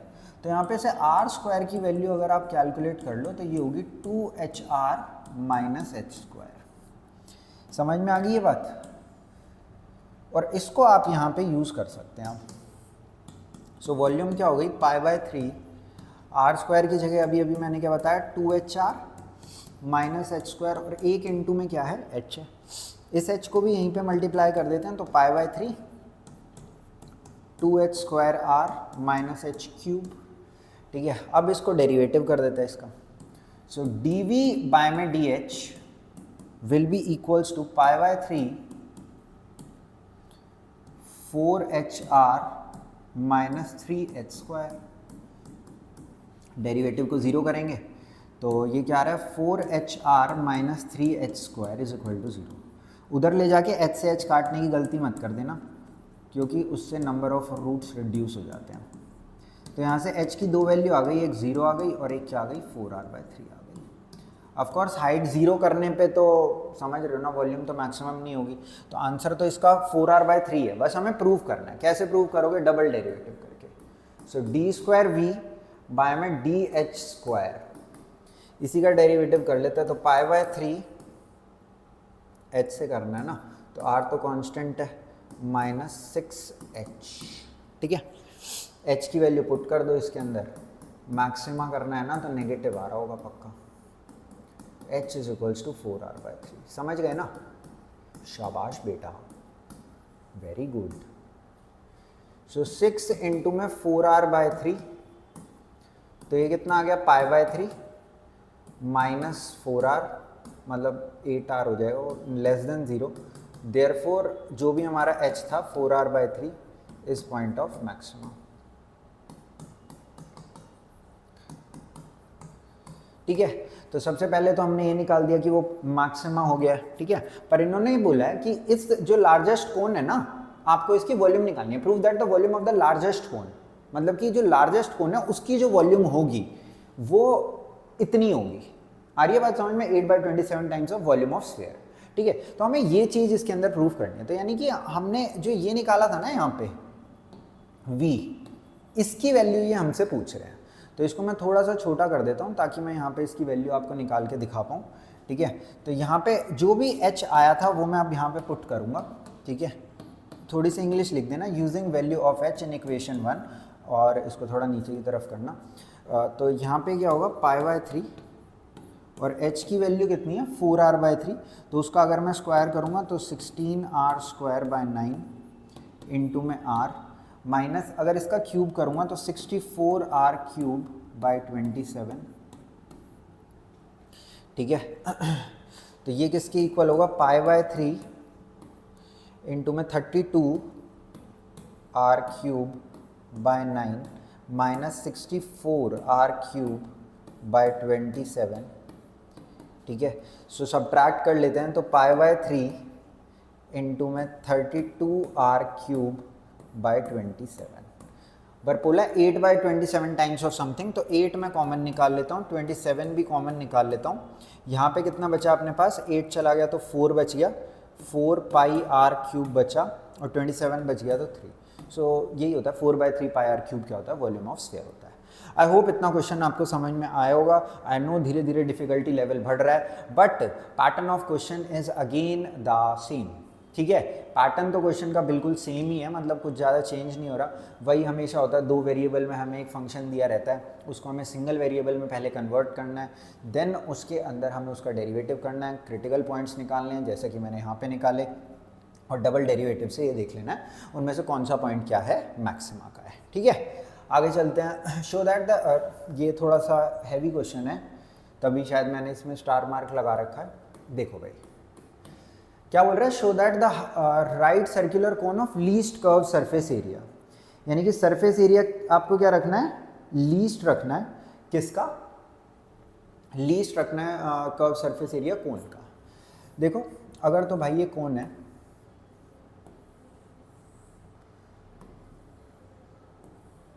तो ये h मान लेते हैं, ये r मान लेते हैं और ये l मान लेते हैं। किसको मिनिमाइज करना है, लीस्ट कर्व सरफेस एरिया, तो c मान लेता हूँ, इसे πrl होता है भाई इसका curve surface area. And given volume, volume हमें इन लोगों ने दे रखी है, लाल रंग से लिख लेता हूँ जो दे रखा है, volume is equals to 1/3 πr²h। अब देखो भाई इसके अंदर ना थोड़ी सी दिक्कत है। दिक्कत क्या है कि यहाँ पे आपके पास क्या है जो आपको मैक्सिमाइज करना है, least curve surface area, surface area को मिनिमाइज करना है आपने। सो जो कर्व सरफेस एरिया आपको मिनिमाइज करना है ना, इसमें वेरिएबल है r और l, और जो आपको वॉल्यूम मैक्सिमाइज करनी है, सॉरी जो वॉल्यूम आपको गिवन है, सॉरी गाइस सॉरी, जो वॉल्यूम आपको गिवन है इसके अंदर वेरिएबल है r और h। तो अगर आपने h r की वैल्यू यहाँ से निकाल के डाली तो एक नया वेरिएबल h आ जाएगा, वेरिएबल तो 2 ही रहेंगे फिर भी। समझ रहे हो नहीं समझ रहे आप? ठीक है, तो फायदा नहीं होगा। तो देखो यहाँ पे मैंने क्या मतलब करना चाह रहा हूँ, मैं यहाँ पे पाइथागोरस थ्योरम लगाना चाह रहा हूँ, क्योंकि पाइथागोरस थ्योरम से मेरे को एक जानकारी और मिल जाएगी एक्स्ट्रा। तो देखो पाइथागोरस थ्योरम से मैं क्या लिख सकता हूँ, l² = r² + h², और यहाँ से मैं l को हटाना चाह रहा हूँ। l को ही क्यों हटाना चाह रहा हूँ, l को मैं इसलिए हटाना चाह रहा हूँ क्योंकि जो मेरे को गिवन है, ठीक है, of least surface area and given volume, जो मेरे को चीज़ गिवन है इसमें वेरिएबल क्या है, r और h है। तो मैं चाहता हूँ कि जो मेरे को मैक्सिमाइज करना है ना भाई, इसमें भी वेरिएबल क्या आ जाए, r और h ही आ जाए। आ गई बात समझ में? अब देखो यहाँ पे मैं क्या कर रहा हूँ, ये अब देखो यहाँ पे रूट है, रूट वाले को तुम्हें पता ही यार डिफरेंशिएट करना, 1/2 रूट आ जाएगा, चलो उसको झेल लूँगा मैं, ठीक है। पर फिर जब डबल डेरिवेटिव करने जाऊँगा फिर वहाँ पे उसका क्वोशिएंट रूल, समझ रहे हो? तो उससे बचने के लिए मैं क्या कर रहा हूँ, इस πr² को मैं πr को अंदर डाल रहा हूँ, तो अंदर जाके क्या हो जाएगा, π² r² h² और यहाँ पे भी ऑफ कोर्स से मल्टीप्लाई होगा पाई स्क्वायर आर स्क्वायर और ये वाला r square as it is. अगर कोई चीज़ बाहर से अंदर से बाहर आती है यहाँ पे, है ना, तो उसका स्क्वायर हटता है, अगर बाहर से अंदर की तरफ जाएगी तो उस पर स्क्वायर ऐड हो जाएगा, समझ रहे हो। तो इसी तरीके से मैंने पाई आर स्क्वायर लगा के दोनों टर्म्स में अंदर इसको डाल दिया है। अब मेरे को एक चीज़ बताओ, जैसे कि सपोज आपकी क्लास में किसी बच्चे के 100 में से 100 नंबर आए, ठीक है, एक बच्चे के मान लेते हैं चलो 100 में से 81 नंबर आए, ठीक है, किसके ज़्यादा हैं? पहले वाले बच्चे के। अगर मैं दोनों के मार्क्स का स्क्वायर रूट कर दूँ, अब किसके ज़्यादा है? अब भी पहले वाले के ही ज़्यादा है। मैं बेसिकली ये बोलना चाहता हूँ कि अगर आप इस पूरे फंक्शन को मैक्सिमाइज़ करना चाहते हो, आप इसको मैक्सिमाइज़ करने की बजाय एक नया फंक्शन लेट कर लो, let m is equals to pi square are square H square plus pi square are की 4, मतलब इसके अंदर वाले पार्ट को आप एक नया फंक्शन मान लो। तो इससे क्या होगा, आपको रूट के झंझट से थोड़ा सा मतलब बच जाओगे आप। समझ रहे हो नहीं समझ रहे? क्योंकि ये बात तो आपको क्लियर ही है कि अगर ये मैक्सिमा हुआ तो इसका रूट भी क्या होगा, मैक्सिमा ही होगा। आगे बात समझ में। अब यहाँ से मैं h की वैल्यू निकाल के डाल देता हूँ, या आर स्क्वायर की कहोगे तो वो निकाल के डाल देता हूँ, एक ही बात है, ठीक है। तो यहाँ से h की वैल्यू क्या है, 3v बाय में पाई आर स्क्वायर, ठीक है, ये मैं इसके अंदर डाल देता हूँ। तो m विल बी, इसके अंदर कैलकुलेशन बहुत डिफ़िकल्ट है इस क्वेश्चन में ना। सो h का स्क्वायर है तो 9v स्क्वायर अपॉन में इसका भी स्क्वायर करना है, तो पाई स्क्वायर आर की पावर 4 प्लस पाई स्क्वायर आर की पावर 4, ठीक है ना। तो पाई स्क्वायर से पाई स्क्वायर काट देते हैं, आर स्क्वायर से आर स्क्वायर भी काट देता हूँ। तो यहाँ पे मेरे पास क्या आ जाएगा, यहाँ लिख लेता हूँ, m will be equals to 9v square upon में are square plus pi square are की पावर 4, ठीक है। अब ये देखो, मतलब काफ़ी, मतलब जैसा पहले था ना, मतलब अगर आप इसे डिफ्रेंशिएट एक बार करके ट्राई करना, ठीक है, मतलब बहुत ही खतरनाक ये चीज़ बन जाएगी यार, ठीक है। तो उससे तो मतलब आसान है। अभी ये इसको डिफ्रेंशिएट कर देता हूँ, तो इसको मैं ऊपर ले गया आर की पावर -2, तो थोड़ा आसान हो गया। अब इसको जैसे हम 0 के इक्वल करते हैं वो काम वही चलेगा भाई, ठीक है, उसमें अब कोई अंतर नहीं है।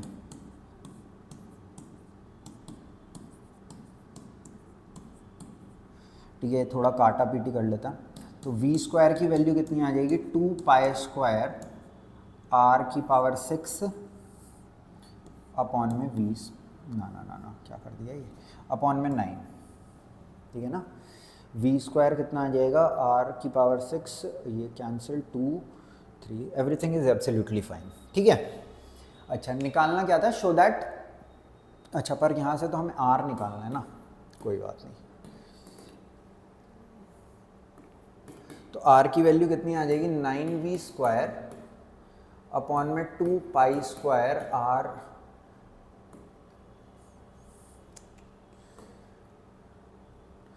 v स्क्वायर अपॉन में 2 पाई स्क्वायर की पावर 1/6, ठीक है।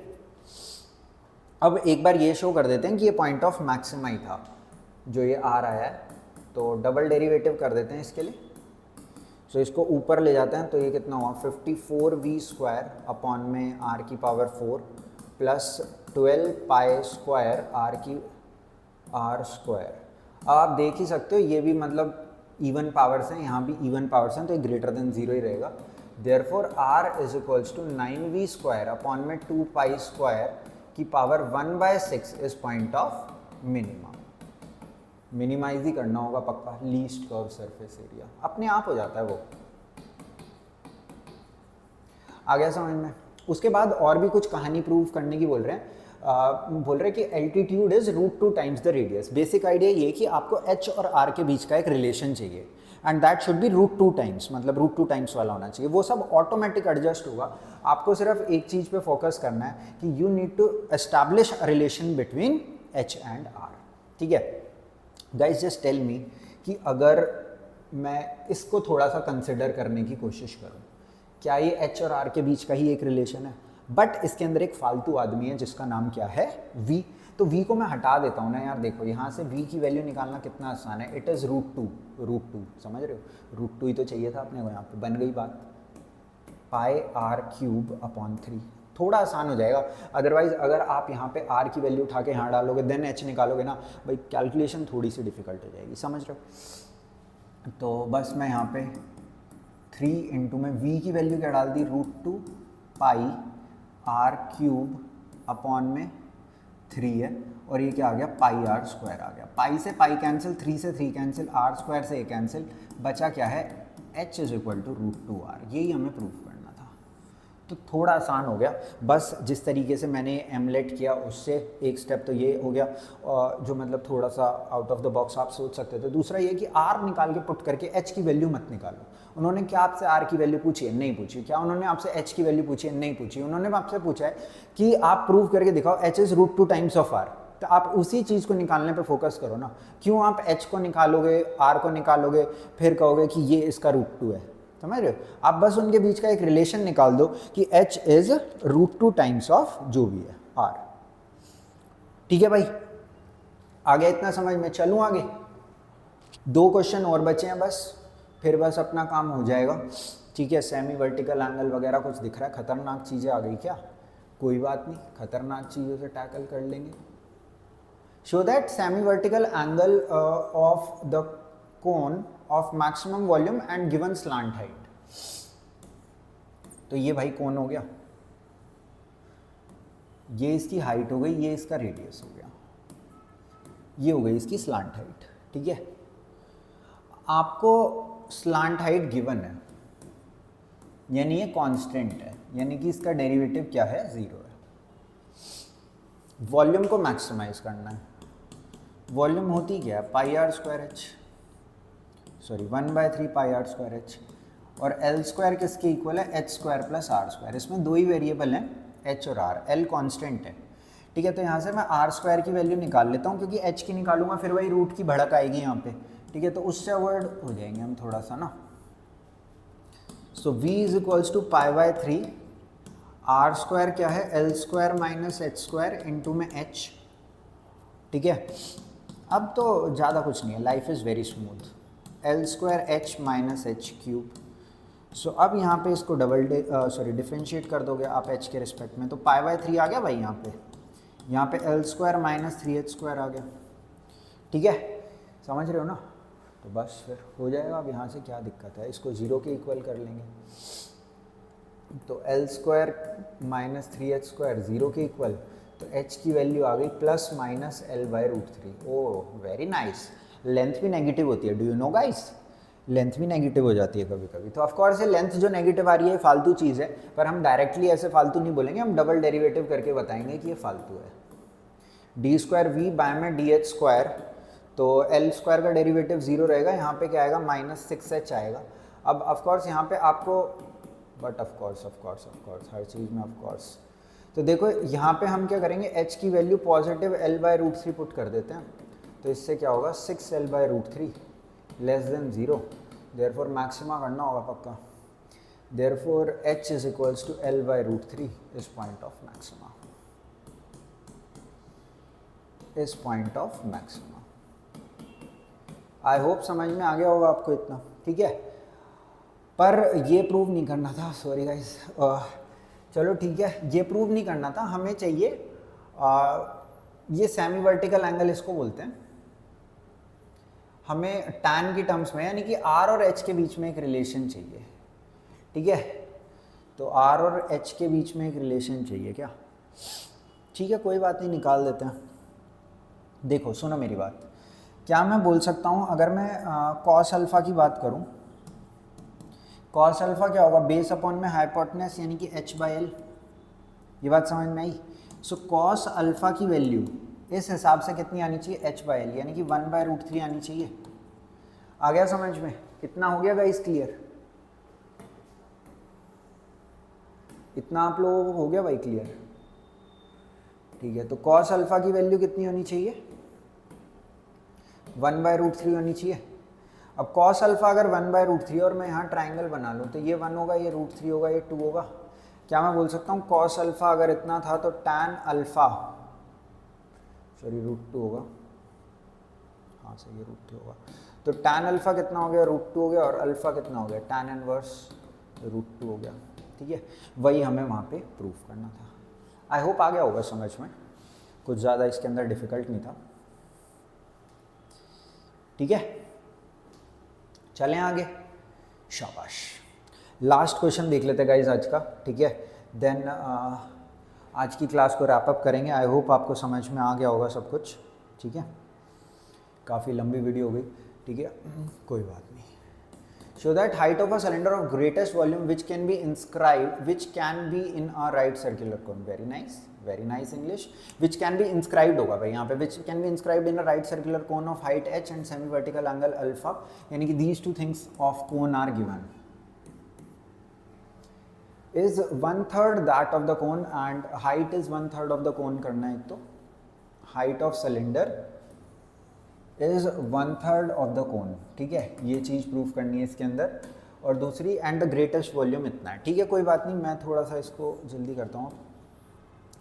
ये अपना क्या है, एक कोन है, थोड़ा सा अच्छा बना देते हैं यार इसको। और इसके अंदर आपको क्या इंस्क्राइब करना है, एक सिलेंडर इंस्क्राइब करना है, ठीक है। तो इस तरीके से सिलेंडर इंस्क्राइब कर दिया हमने। अच्छा, गिवन क्या क्या है, ये एंगल अल्फा गिवन है, गिवन लिख देता हूँ इसके आगे। और भी अपने को कुछ गिवन है, क्या गिवन है, which can be inscribed in right circular cone of height h, height of cone भी गिवन है, ठीक है। So that height of the cylinder of greatest volume, cylinder की वॉल्यूम को मैक्सिमाइज करना है, तो इसको मैं स्मॉल r मान लेता हूँ। एक्चुअली ये स्मॉल h दे दिया है ना, अच्छा, इसको मैं कैपिटल R मान लेता हूँ और इसकी हाइट को मैं कैपिटल H मान लेता हूँ, समझ गए। सो मैक्सिमाइज किसको करना है आपको, volume is equals to 1/3 pi r pi r square h, इसको आपको क्या करना है, मैक्सिमाइज करना है, ठीक है। इसको सॉरी यार, कितनी सॉरी बोलूँगा मैं भाई, सिलेंडर की वॉल्यूम पाई r स्क्वायर h होती है, तो इसको हमें मैक्सिमाइज करना है। तो सबसे पहला काम आपका ये होना चाहिए कि आपको एक रिलेशन चाहिए किसके बीच में, r और h के बीच में, सो दैट आप इस इक्वेशन को सिंगल वेरिएबल में रिड्यूस कर पाओ। आ रही है बात समझ में। अभी इसके अंदर दो वेरिएबल हैं, r और h। तो देखो इसके लिए मैं यहाँ पे क्या कर रहा हूँ, मैं एक ट्राइंगल कंसिडर कर रहा हूँ, क्योंकि अल्फ़ा का तो इस्तेमाल कर ही सकते हैं। आई होप ये कलर नज़र आ रहा होगा, आ रहा है क्या, थोड़ा बहुत आ रहा है ना, सही है, चलो शेड कर देता हूँ और अच्छे से आ जाएगा। ये वाले ट्राइंगल को कंसिडर कर रहा हूँ, ठीक है। यहाँ पे इधर बनाऊँ क्या इसको, एक और बार इधर बना देता हूँ इसको मैं ना। देखो भाई, ये एंगल तो इस ट्राइंगल में अल्फ़ा है, ठीक है। इस हाइट की बात अगर मैं करूँ इस ट्राइंगल में, तो क्या बोल सकता हूँ, small h minus capital h है ये हाइट। भाई कितना चुभ रहा है colour, small h minus capital h है ये हाइट, ठीक है, क्योंकि स्मॉल h ये थी और कैपिटल h ये है, तो स्मॉल h में से कैपिटल h घटा दूँ तो ये बच जाएगा। और इसका रेडियस क्या है, कैपिटल R है, ठीक है। अब मेरे को एक चीज़ बताओ, अगर तो मैं यहाँ पे क्या लिख लूँ, टैन अल्फ़ा लिख लूँ। टैन अल्फ़ा में ये तो नोन है क्योंकि मैंने बताया गिवन है, ठीक है। क्या मैं इसे बोल सकता हूँ, ये r बाय में h माइनस h है, ठीक है। यहाँ पे देखो कैपिटल H और कैपिटल R थे, यहाँ पे भी अपना क्या आ गया, कैपिटल R और कैपिटल H आ गया, क्योंकि टैन अल्फ़ा तो नोन है क्योंकि अल्फ़ा नोन है और स्मॉल h भी नोन है। देखा, गिवन हाइट एंड जो भी ये एंगल है ये गिवन है अपने को, ठीक है। तो यहाँ से देखो मैं r की वैल्यू को लिख सकता हूँ कि ये h minus h tan alpha है। क्या है ये, h minus h tan alpha है। और इसको मैं यहाँ पुट कर देता हूँ, h भी निकाल सकते थे, मेरे हिसाब से ज़्यादा कुछ फ़र्क नहीं पड़ता। इनफैक्ट मेरे को लगता थोड़ा इजी हो जाता, पर कोई बात नहीं, अब कर लिया तो हर चीज़ बार बार चेंज नहीं करेंगे। ये हो गया, और यहाँ पे क्या हो गया, टैन स्क्वायर अल्फ़ा हो गया, और यहाँ पे क्या आ गया, एक h आ गया। तो v की वैल्यू मैं लिख सकता हूँ पाई टैन स्क्वायर अल्फ़ा, ये तो कॉन्स्टेंट्स हो गए, ये होल स्क्वायर खोल लेता हूँ, तो a square plus b square minus 2ab हो गया, और एक यहाँ पे h आ गया, ठीक है। सो v किसके इक्वल आ गया, पाई टैन स्क्वायर अल्फ़ा और h को मैं मल्टीप्लाई कर देता हूँ H square H plus H cube minus 2h H square. अब यहाँ पे ऑफकोर्स जो हमारा कैपिटल h है इट इज़ वेरिएबल, वही सिर्फ यहाँ पे कांस्टेंट है, स्मॉल वही सिर्फ यहाँ पे वेरिएबल है, h जो है वो भी कांस्टेंट है और अल्फ़ा जो है वो भी कांस्टेंट है, स्मॉल h और अल्फ़ा। तो इसको डिफ्रेंशिएट कर रहा हूँ कैपिटल H के रिस्पेक्ट में, तो ये 3h स्क्वायर माइनस 4hh यहाँ पे अपना आ जाएगा। आ गई इतनी बात समझ में, ठीक है। तो इसको अब क्या करेंगे, ज़ीरो, ऑफ कोर्स ये तो ज़ीरो हो नहीं सकता, सो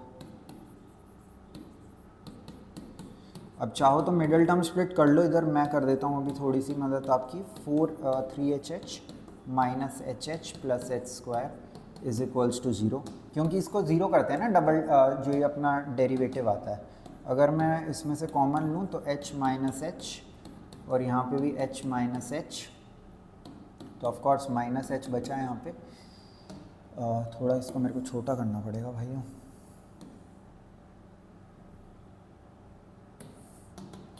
h माइनस एच आ गया यहाँ पे और यहाँ क्या आ गया 3h माइनस एच।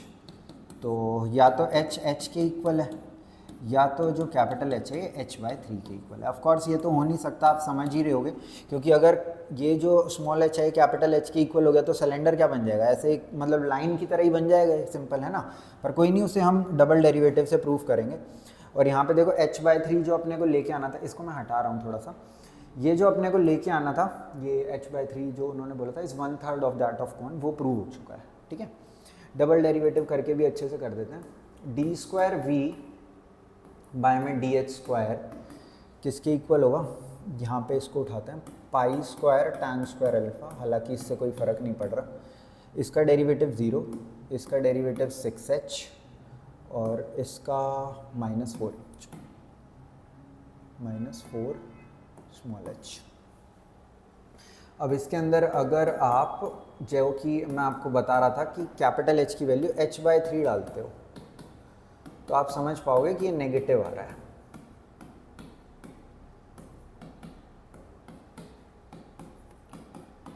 कितना आएगा समझ लो, -2h आ जाएगा वहाँ पे, तो pi square tan square alpha -2h less than 0, therefore h is equals to h/3 is point of maxima.